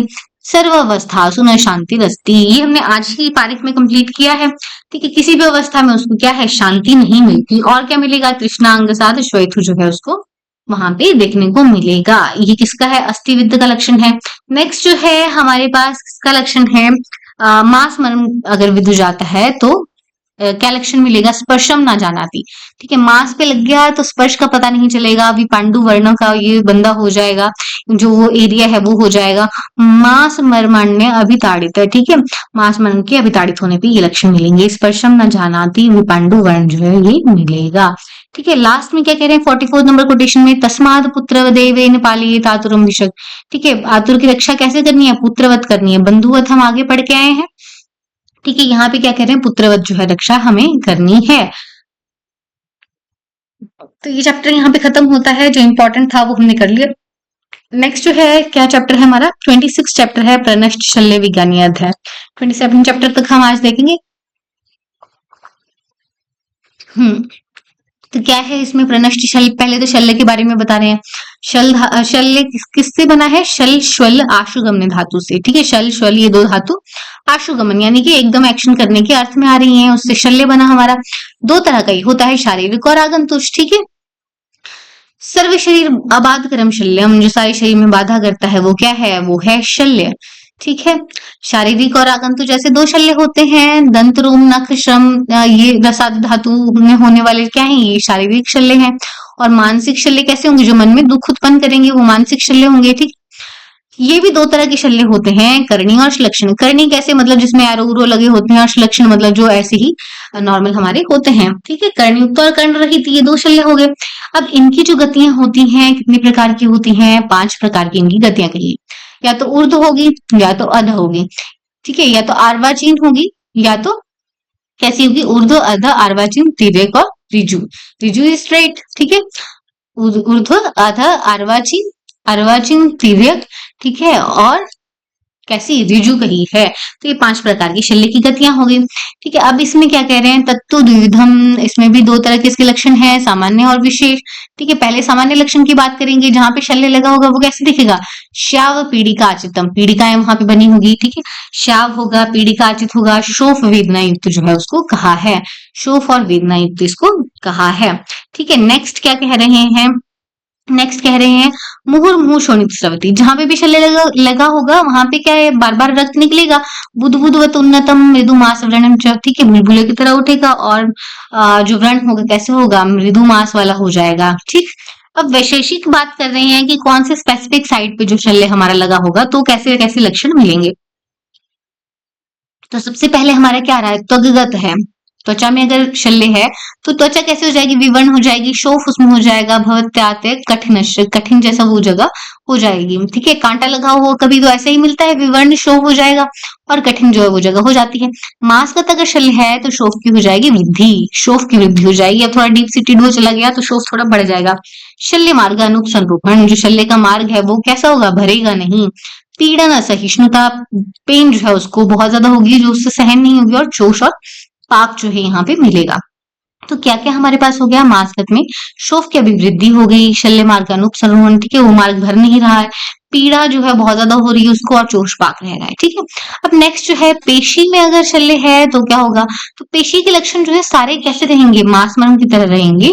बस उसमें क्या होगा, चोष और शोफ जो है वो नहीं मिलेगा, चोष और शोफ नहीं मिलेगा, बाकी सारे लक्षण कैसे रहेंगे, मांसमर्म की तरह रहेंगे। नेक्स्ट देखो, सिरा में अगर चला गया हमारा शल्य तो क्या होगा, सिरा आदमानम, सिरा में क्या हो जाएगा, आदमान हो जाएगा।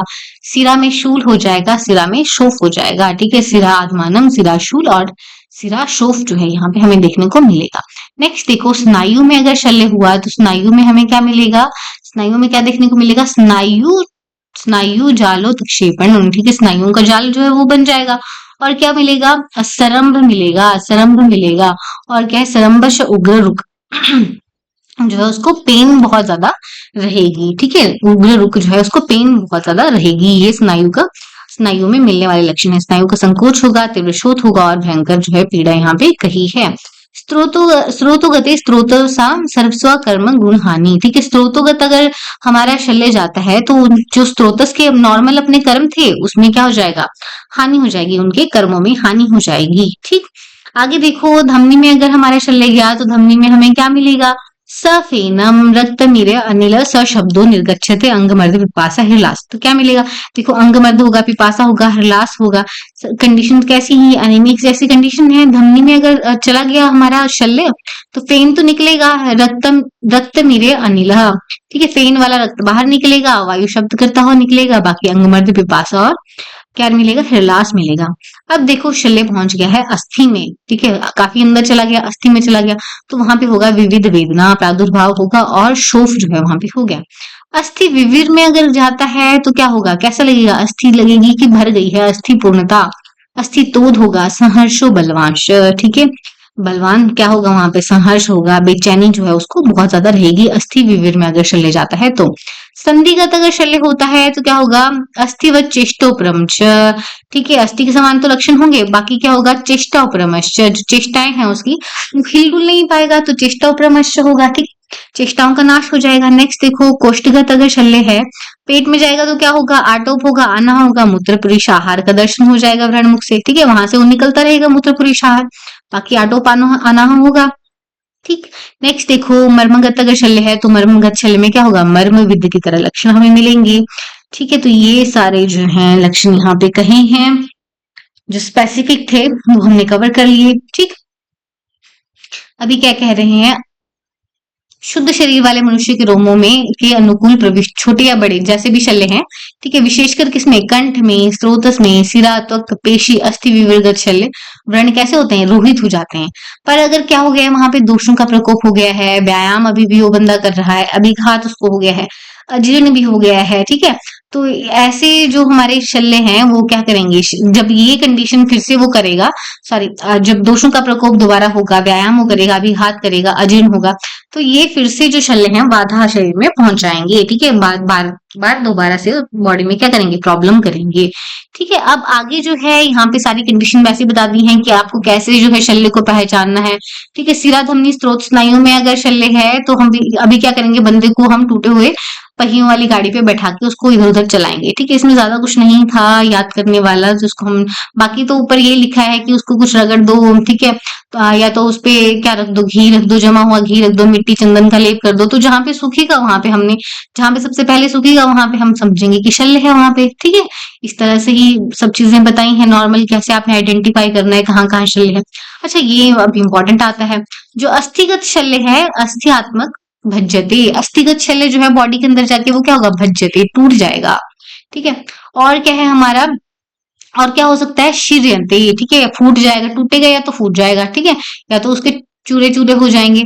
अस्त्यात्मक शल्य या तो भज्जते या तो शीर्यते होगा। ठीक है, बाकी जो हमारा शारंगम आयस वाला है, ठीक है, जो श्रृंग है, लौह है, शारंगम मतलब श्रृंग है और आयस वाला है, लौह वाला है, वो क्या होगा, अंदर बॉडी में क्या है, हीट रहती है तो निर्भुज्यते, वो टेढ़ा हो जाएगा, निर्भुज्यते उसके लिए टर्म आई है कि वो टेढ़ा हो जाएगा। ठीक है, तो दो ही शल्य बताए हैं, एक तो अस्थि वाला जो शल्य है वो क्या होगा, वो अगर बॉडी में जाता है तो क्या हो जाएगा, शीर्यते या भज्यते, उसके लिए कहा है, क्या कहा है, शीर्यते या भज्यते इसके लिए कहा है। और अगर हमारा अयस या श्रृंग वाला शल्य होगा तो उसमें उसके साथ क्या होगा, निर्भुज्यते उसको कहा है, क्या कहा है, निर्भुज्यते इसको कहा है, यानी कि वो क्या हो जाएगा, बॉडी में बॉडी हीट की वजह से टेढ़ा जो है वो हो जाएगा। तो ये दो चीजें इसमें इंपॉर्टेंट थी। आगे चलते हैं, आगे क्या कह रहे हैं, हमारा जो वृक्ष बांस तृण और तृण वाले शल्य होते हैं, जो हमारे ऑर्गेनिक शल्य हैं, ये क्या करेंगे, अंदर जाके ये पचंती, ठीक है, पचन इनका हो जाता है शीघ्र ही, वो क्या करते हैं, रक्त और मांस को पचा देते हैं, रक्त और मांस को पचा देते हैं, यानी कि पाक वहां पे कर देंगे, कौन से, हमारे वृक्ष वेणु, ठीक है, ये वाले जो वृक्ष बांस और तृण वाले शल्य। ठीक है, बाकी जो हमारे मेटालिक शल्य हैं, स्वर्ण, चांदी, तांबा, रांगा, पीतल, ये क्या हो जाएंगे, पित्त के तेज तप जाएंगे और गलकर वहीं विलीन हो जाएंगे।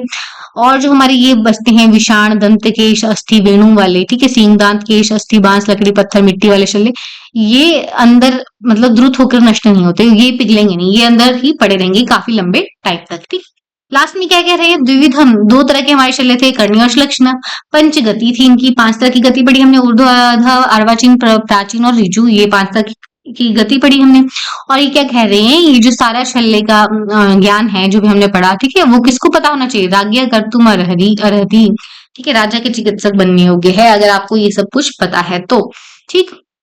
ये चैप्टर भी यहाँ कंप्लीट हुआ। अब नेक्स्ट हमारे पास कौन सा है, 27 चैप्टर है, ठीक है, लास्ट इसको कवर करेंगे हम। शल्य अपनयनीय अध्याय है, ठीक है, शल्य अपनयनीय अध्याय है। अब यहाँ पे क्या है, उसको निकालने के उपाय बताए हैं। तो सबसे पहले क्या करें, शल्य जो है 2 तरह के हैं, ठीक है, फिर से इन्होंने शल्य 2 तरह के बोल दिए, अवबद्ध और अनवबद्ध, ठीक है, अवबद्ध है डीप सीटेड है, या तो अनवबद्ध है तो थोड़ा सुपरफिशियल है। अब उसको निकालने के उपाय टोटल कितने हैं, 15 उपाय टोटल हैं। कितने उपाय हैं टोटल, 15 उपाय हैं, ठीक। यहाँ पे लिख दिया इन्होंने पंचदश हेतु, तो ये काउंटिंग न्यूमेरिकल आपको ध्यान में रखना है, न्यूमेरिकल पूछा जा सकता है।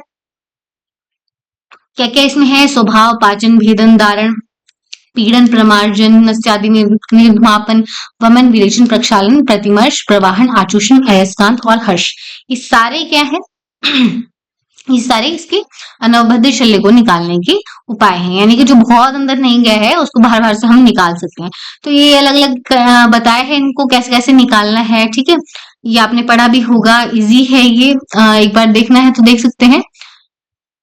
जो आंसू का बहना है, छींके, डकार लगना, कास, मल मूत्र का त्याग, वायु, ये तो स्वाभाविक तरीके से इससे शल्य बाहर आ जाता है, ठीक है।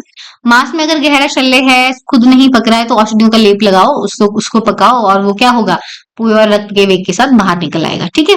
पकने पर भी वो फूटा नहीं तो अब क्या करेंगे, हम शस्त्र द्वारा भेदन करेंगे, ठीक है, या फिर उष्ण औषधियों का लेप करके फिर उदाहरण करेंगे उस जगह का, तो फिर वो शल्य निकल आएगा, ठीक है। भिन्न होने पर जो शल्य है वो बाहर नहीं आता, अब भिन्न होने पर भी जो शल्य है वो अंदर ही पड़ा है, बाहर नहीं आ रहा है, तो वहां पे पीड़न द्रव्यों का यूज करेंगे, वहां पे प्रेशर क्रिएट होगा, वो बाहर निकल आएगा। नहीं प्रेशर क्रिएट होगा तो हम हाथ से दबा दबा कर प्रेशर क्रिएट करेंगे, पीड़न करेंगे और बाहर निकाल देंगे, ठीक है। इंद्रियों में जो सूक्ष्म शल्य है उसको परिक्षेचन या अधमापन से निकालेंगे, ठीक है। नाक में हम अधमापन देंगे और परिक्षेचन आंखों पे भी दे सकते हैं, आंखों में अगर शल्य चला गया है तो, ठीक है। बाल कपड़ा हाथ से पोंछ कर निकाल देंगे, ऐसे ही तो करते हैं हम आंख में अगर शल्य जाता है, ठीक है, लैशेस वगैरह चली जाती हैं तो।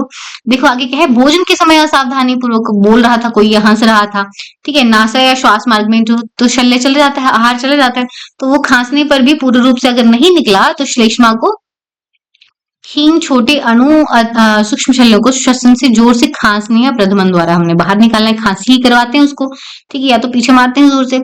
अन्य शल्यों को वमन द्वारा निकालना है, अंगुली को जीभ तालू पर घिसकर अंगुली को जीभ या तालू पर घिसेंगे हम, और अन्य शल्य जो बाहर निकल जाएगा वॉमिट करके। पक्वाशयगत शल्य है तो उसको क्या देंगे, विरेचन औषधि देंगे क्योंकि वो नीचे चला गया है काफी, ठीक है। दोषों के आशय में प्रयुक्त शल्यों को प्रक्षालन द्वारा निकाल लेंगे। और बाकी हमारा क्या है, वात मूत्र मल गर्भ के रुक जाने पर क्या कराते हैं, प्रवाहन कराते हैं, ठीक है, तो ये भी प्रवाहन भी एक मेथड है 15 मेथड्स में से। आगे देखो क्या लिखा है, वायु पानी विषुक्त रक्त दूषित दुग्ध को मुख अथवा विषाण श्रृंग से आचूषण करके निकालना है, ठीक है। आचूषण भी एक चीज लिखा है, उस जगह पे हम लगाएंगे श्रृंग आदि को और पीछे से आचूषण कर लेंगे, ठीक। अनुलोमन शिथिल कर्णहीन अगर हमारा जो शल्य है वो बड़ा है और चौड़े मुख वाला है तो उसको अयस्कांत से निकालेंगे, चुंबक की हेल्प से हम निकालेंगे। हृदय में जो स्थित शोक शल्य है, कोई दुखी है तो उसको हर्ष के द्वारा उसको खुश करके उसका जो शोक शल्य है वो निकालेंगे। तो ये मानसिक शल्य के बारे में भी बात कर ली उन्होंने, ठीक। अब यही सब चीजें दोबारा से कही हैं, बड़ा छोटा सभी प्रकार के शल्यों को निकालने के लिए 2 ही उपाय हैं, कौन सा, एक प्रतिलोम विधि, या तो प्रतिलोम तरीके से निकालो या तो अनुलोम विधि से निकालो, ठीक है। जो अर्वाचीन जो लगे काफी अंदर तक चला, अंदर दूर तक नहीं गया है तो प्रतिलोम करके यानी कि उसको अपोजिट डायरेक्शन से निकाल लो, ठीक है। ऐसे गया है तो उसको अपोजिट डायरेक्शन से निकाल लो, ज्यादा दूर नहीं गया तो। जो प्राचीन चला गया, अंदर तक चला गया है, अब उसको अनुलोम करके उसको आगे से ही चुपचाप से निकालना पड़ेगा, ठीक है। प्रवेश मार्ग से नहीं निकालेंगे, अब उसको पीछे पीछे करके नहीं निकालेंगे, नहीं तो वो ज्यादा इंजरी कर देगा, ठीक है। आगे क्या कह रहे हैं, कुक्षिल वक्ष कक्षा वंशन पार्श्वकांत, कैसी ये जगह है, वहां काफी डेलिकेट जगह है ना। इन प्रदेश में क्या कह रहे हैं, तीक्ष्ण धारा मुख वाला अगर शल्य है जो कि हाथ से निकल सके, उसको उस मार्ग से हाथ से प्रतिलोम करके निकालने का प्रयत्न करो, ठीक है। अंदर अगर करोगे तो ज्यादा इसमें इंजरी हो सकती है, ठीक। बाकी कुछ नहीं है इसमें, थोड़ा बहुत दे रखा है कि शल्य अ, निकाल दिया आपने, स्वेदन योग्य व्रण है तो अग्निघृत आदि से स्वेदित करके अग्नि से जलाने योग्य जलाकर फिर मधुघृत उस पे लेप करके पट्टबंधन कर दो, ऐसा ये कह रहे हैं। आगे क्या कह रहे हैं, बहुत कुछ इसमें इंपॉर्टेंट नहीं है, इसको स्किप करेंगे। हाँ, जो जातुष वाला शल्य है, जातुष क्या होता है, लाख होता है, लाख कैसा होता है, पिघल जाता है ये, ठीक है। कंठ में अगर लाख का शल्य फंस गया है तो हम क्या करेंगे, अग्नि तप्त शलाका शलाका को गर्म करेंगे और क्या करेंगे, एक पाइप से लगाकर उस शलाका को उस पाइप के थ्रू डालेंगे और उसको जातुष पे टच कराएंगे, तो अभी ये शलाका कैसी है, अग्नि तप्त थी, गर्म है, तो ये क्या करेगी, उसमें जतुष में चिपक जाएगी, लाख में चिपक जाएगी, ठीक है। लाख में जब चिपक जाएगी फिर उसको आराम से उस पर शीतल जल डालेंगे, इससे शलाका ठंडी हो जाएगी और जो हमारा जो लाक्षा है वो उस पे चिपक जाएगा और उसको बाहर निकाल देंगे, ठीक है। एक कंडीशन तो ये है। और अगर अजातुष शल्य है, यानी कि लाख का शल्य नहीं है, अजातुष शल्य, तो उसमें अब हम क्या करेंगे, इस शलाका को ही हम क्या करेंगे, शलाका को ही पाइप में डाल के क्या करेंगे, उसमें जतुष लगा देंगे शलाका पे, ठीक है। अभी तो ये पाइप में जतुष है तो ये चिपकने वाली बन जाएगी, ठीक है। तो उसे लाख और मोम से लिप्त शलाका द्वारा ऐसे ही हम क्या करेंगे, उसको अंदर लेके जाएंगे, ठीक है, गर्म शलाका को, और वो क्या करेगी, शल्य के साथ चिपक जाएगी। अब उसको ठंडा करेंगे तो जो लाख वाली शलाका है उसके साथ शल्य चिपक जाएगा और उसको आराम से निकाल लेंगे, ठीक है। तो जातुष शल्य है तो हम उसको शलाका से निकालेंगे, और अजातुष शल्य है तो उसमें जतुष और मधुचिष्ट प्रलिप्त शलाका से उसको निकालेंगे, ठीक। दूसरी कंडीशन ये है कि अस्थि का टुकड़ा जो है फंस गया है, तो यहाँ पे हम बनाएंगे केशुंडुक, ठीक है। केशुंडुक यानी कि बालों का गुच्छा, घोड़े के बालों का गुच्छा यहाँ पे कहा है, ठीक है। उसको उसको क्या कराएंगे, उसको क्या करेंगे, आ, हम हमारा जो व्रणी है, जिसने जिसने जो है ये अस्थि का टुकड़ा खा लिया है, उसको गले तक द्रव भोजन कराएंगे और उसके साथ ही ये केशुंडुक भी खिला देंगे। तो अभी क्या होगा, पेट उसका पूरा भर जाएगा तो ये केशुंडुक तो ऊपर रहेगा, तो वो क्या करेगा, वमन कर देगा। वमन के साथ जो अस्थि का टुकड़ा है वो भी बाहर निकल आएगा केशुंडुक में फंस के, ठीक है। तो ये इन्होंने कहानी बोली, और इस प्रोसीजर को करते करते अगर कंठ में क्षत हो जाएगा तो शहद और घृत उसको चाटने को देना है, या फिर शहद और शर्करा के साथ त्रिफला जो है वो चाटने को देना है। नेक्स्ट देखो क्या कह रहे हैं, कोई बंदा है जिसने मार दी छलांग पानी में, या फिर कोई पानी में डूब गया, नदी तालाब कुएं में, ठीक है। अब उसके पेट में पानी भर गया है और मनुष्य की टांगों को पकड़ना है और उसको क्या करना है, उसको ऊपर उल्टा लटका के उसका सिर जो है वो नीचे की तरफ कर देना है, ठीक है। सिर जो है उसका नीचे की तरफ कर देना है और उसको क्या करना है, पेट को उसके दबाना है, ठीक है। पेट को उसके दबाना है और इधर उधर उसको हिलाना है, ठीक है। इधर उधर उसको हिलाएंगे हम और उसको वमन करा देंगे, ठीक है। इससे क्या होगा, या फिर इससे क्या होगा, जो पानी है वो निकल आएगा। या तो हम क्या कर सकते हैं, दूसरी चीज, भस्म राशो व निखारेदा आमुखात, ठीक है। एक जो है हम गड्ढा खोदेंगे जिसके आसपास क्या होगी, भस्म होगी, ठीक है। उस भस्म में उस बंदे को हम, उस रोगी को जो है वो उसमें गाड़ देंगे, उसको दबा देंगे जब तक उसका जो पानी है वो ना निकल आए, ठीक। ग्रास शल्य अगर किसी के कंठ में फंस गया है, ठीक है, खाते खाते किसी के कंठ में जो है ग्रास शल्य फंस गया है, तो अभी क्या करेंगे, उसके स्कंद पर मुष्टि से प्रहार करेंगे, मुक्का मार देंगे उसकी पीठ पर, ठीक है। अथवा क्या करेंगे, या फिर क्या कर सकते हैं, स्नेह या मध्य या पानी उसको पिलाना है ताकि वो थोड़ा सा सूदिंग हो जाए। आगे देखो, किसी ने लगा दी है यहाँ पे फांसी लगा दी है खुद को, ठीक है, स्ट्रैंगुलेट हो गया है कोई, या फिर तो हस्त रज्जु लता डोरी किसी के साथ भी ये स्ट्रैंगुलेट हो गया है, तो यहाँ पे क्या होगा, वात और कफ जो है वो कुपित हो जाता है। क्या कुपित होता है, वात और कफ कुपित हो जाता है। इससे क्या होता है, श्वास का स्रोत रुक जाता है। तो क्या होगा, उससे लाला स्राव होगा, मुख से पेन आएगा, ये सब चीजें आपको मिलती हैं, संज्ञा नाश हो जाता है उसको। तो अभी अगर उसके पास प्राण बचे हैं तो क्या करेंगे, अभ्यंग करेंगे, स्वेदन करेंगे और तीक्ष्ण शिरोवेचन उसका कराएंगे और वातनाशक रस उसको पीने के लिए देंगे, ठीक है। क्या कराएंगे, अभ्यंग, स्वेदन, शिरोविरेचन और तीक्ष्ण जो है उसको तीक्ष्ण शिरोविरेचन देंगे और उसको वातनाशक रस जो है वो पीने के लिए देंगे। तो ये रही हमारी कंडीशंस। लास्ट में क्या कहते हैं, जो शल्य है, जिसका शल्य ना निकाला जाए तो उस स्थान में क्या हो जाता है, शोथ पाक रुजा शोगरा। अगर शल्य नहीं निकाला तो क्या होगा, शोथ हो जाएगा, स्वेल रहेगी, पाक हो जाएगा, वहां पस बन जाता है, बहुत ज्यादा पेन रहती है। कुर्यात शल्यम अनाहृतम, ठीक है, विकलता हो सकती है, वैकल्यम मरणम चापी, मृत्यु तक हो सकती है। अगर मरम स्थान में हुआ है तो मृत्यु तक वहां पे हो सकती है, ठीक है, किंतु विशल्य घन और निरुद्रव शल्य को नहीं निकालते हैं। किसको नहीं निकालते हैं? जिसमें कोई उपद्रव नहीं है उसको मत निकालो। ठीक है, अंदर चला गया है, कोई उपद्रव नहीं करा तो मत निकालो। और विशल्य घन मर्म को नहीं निकाल, विशल्य घन मर्म में गए शल्य को हम नहीं निकालते। विशल्य घन मर्म कौन कौन से होते हैं हमारे? उत्क्षेप और स्थपनी। ठीक है, उत्क्षेप और स्थपनी पे कोई हमारा शल्य लगा है तो उनको हम नहीं निकालते हैं। ठीक, तो ये हमारे 27 चैप्टर यहाँ पे कंप्लीट होते हैं। इसके बाद हम अगले वाला पार्ट बाद में देखेंगे। ठीक है, अगर आपको सही लगता है तो आप अपने फ्रेंड्स के साथ भी शेयर करो जिनको नीड है, जिनको जरूरत लग रही है। ठीक है, जिन फ्रेंड्स को आपकी जरूरत है इन लेक्चर्स की, आप उनके साथ जरूर शेयर करें।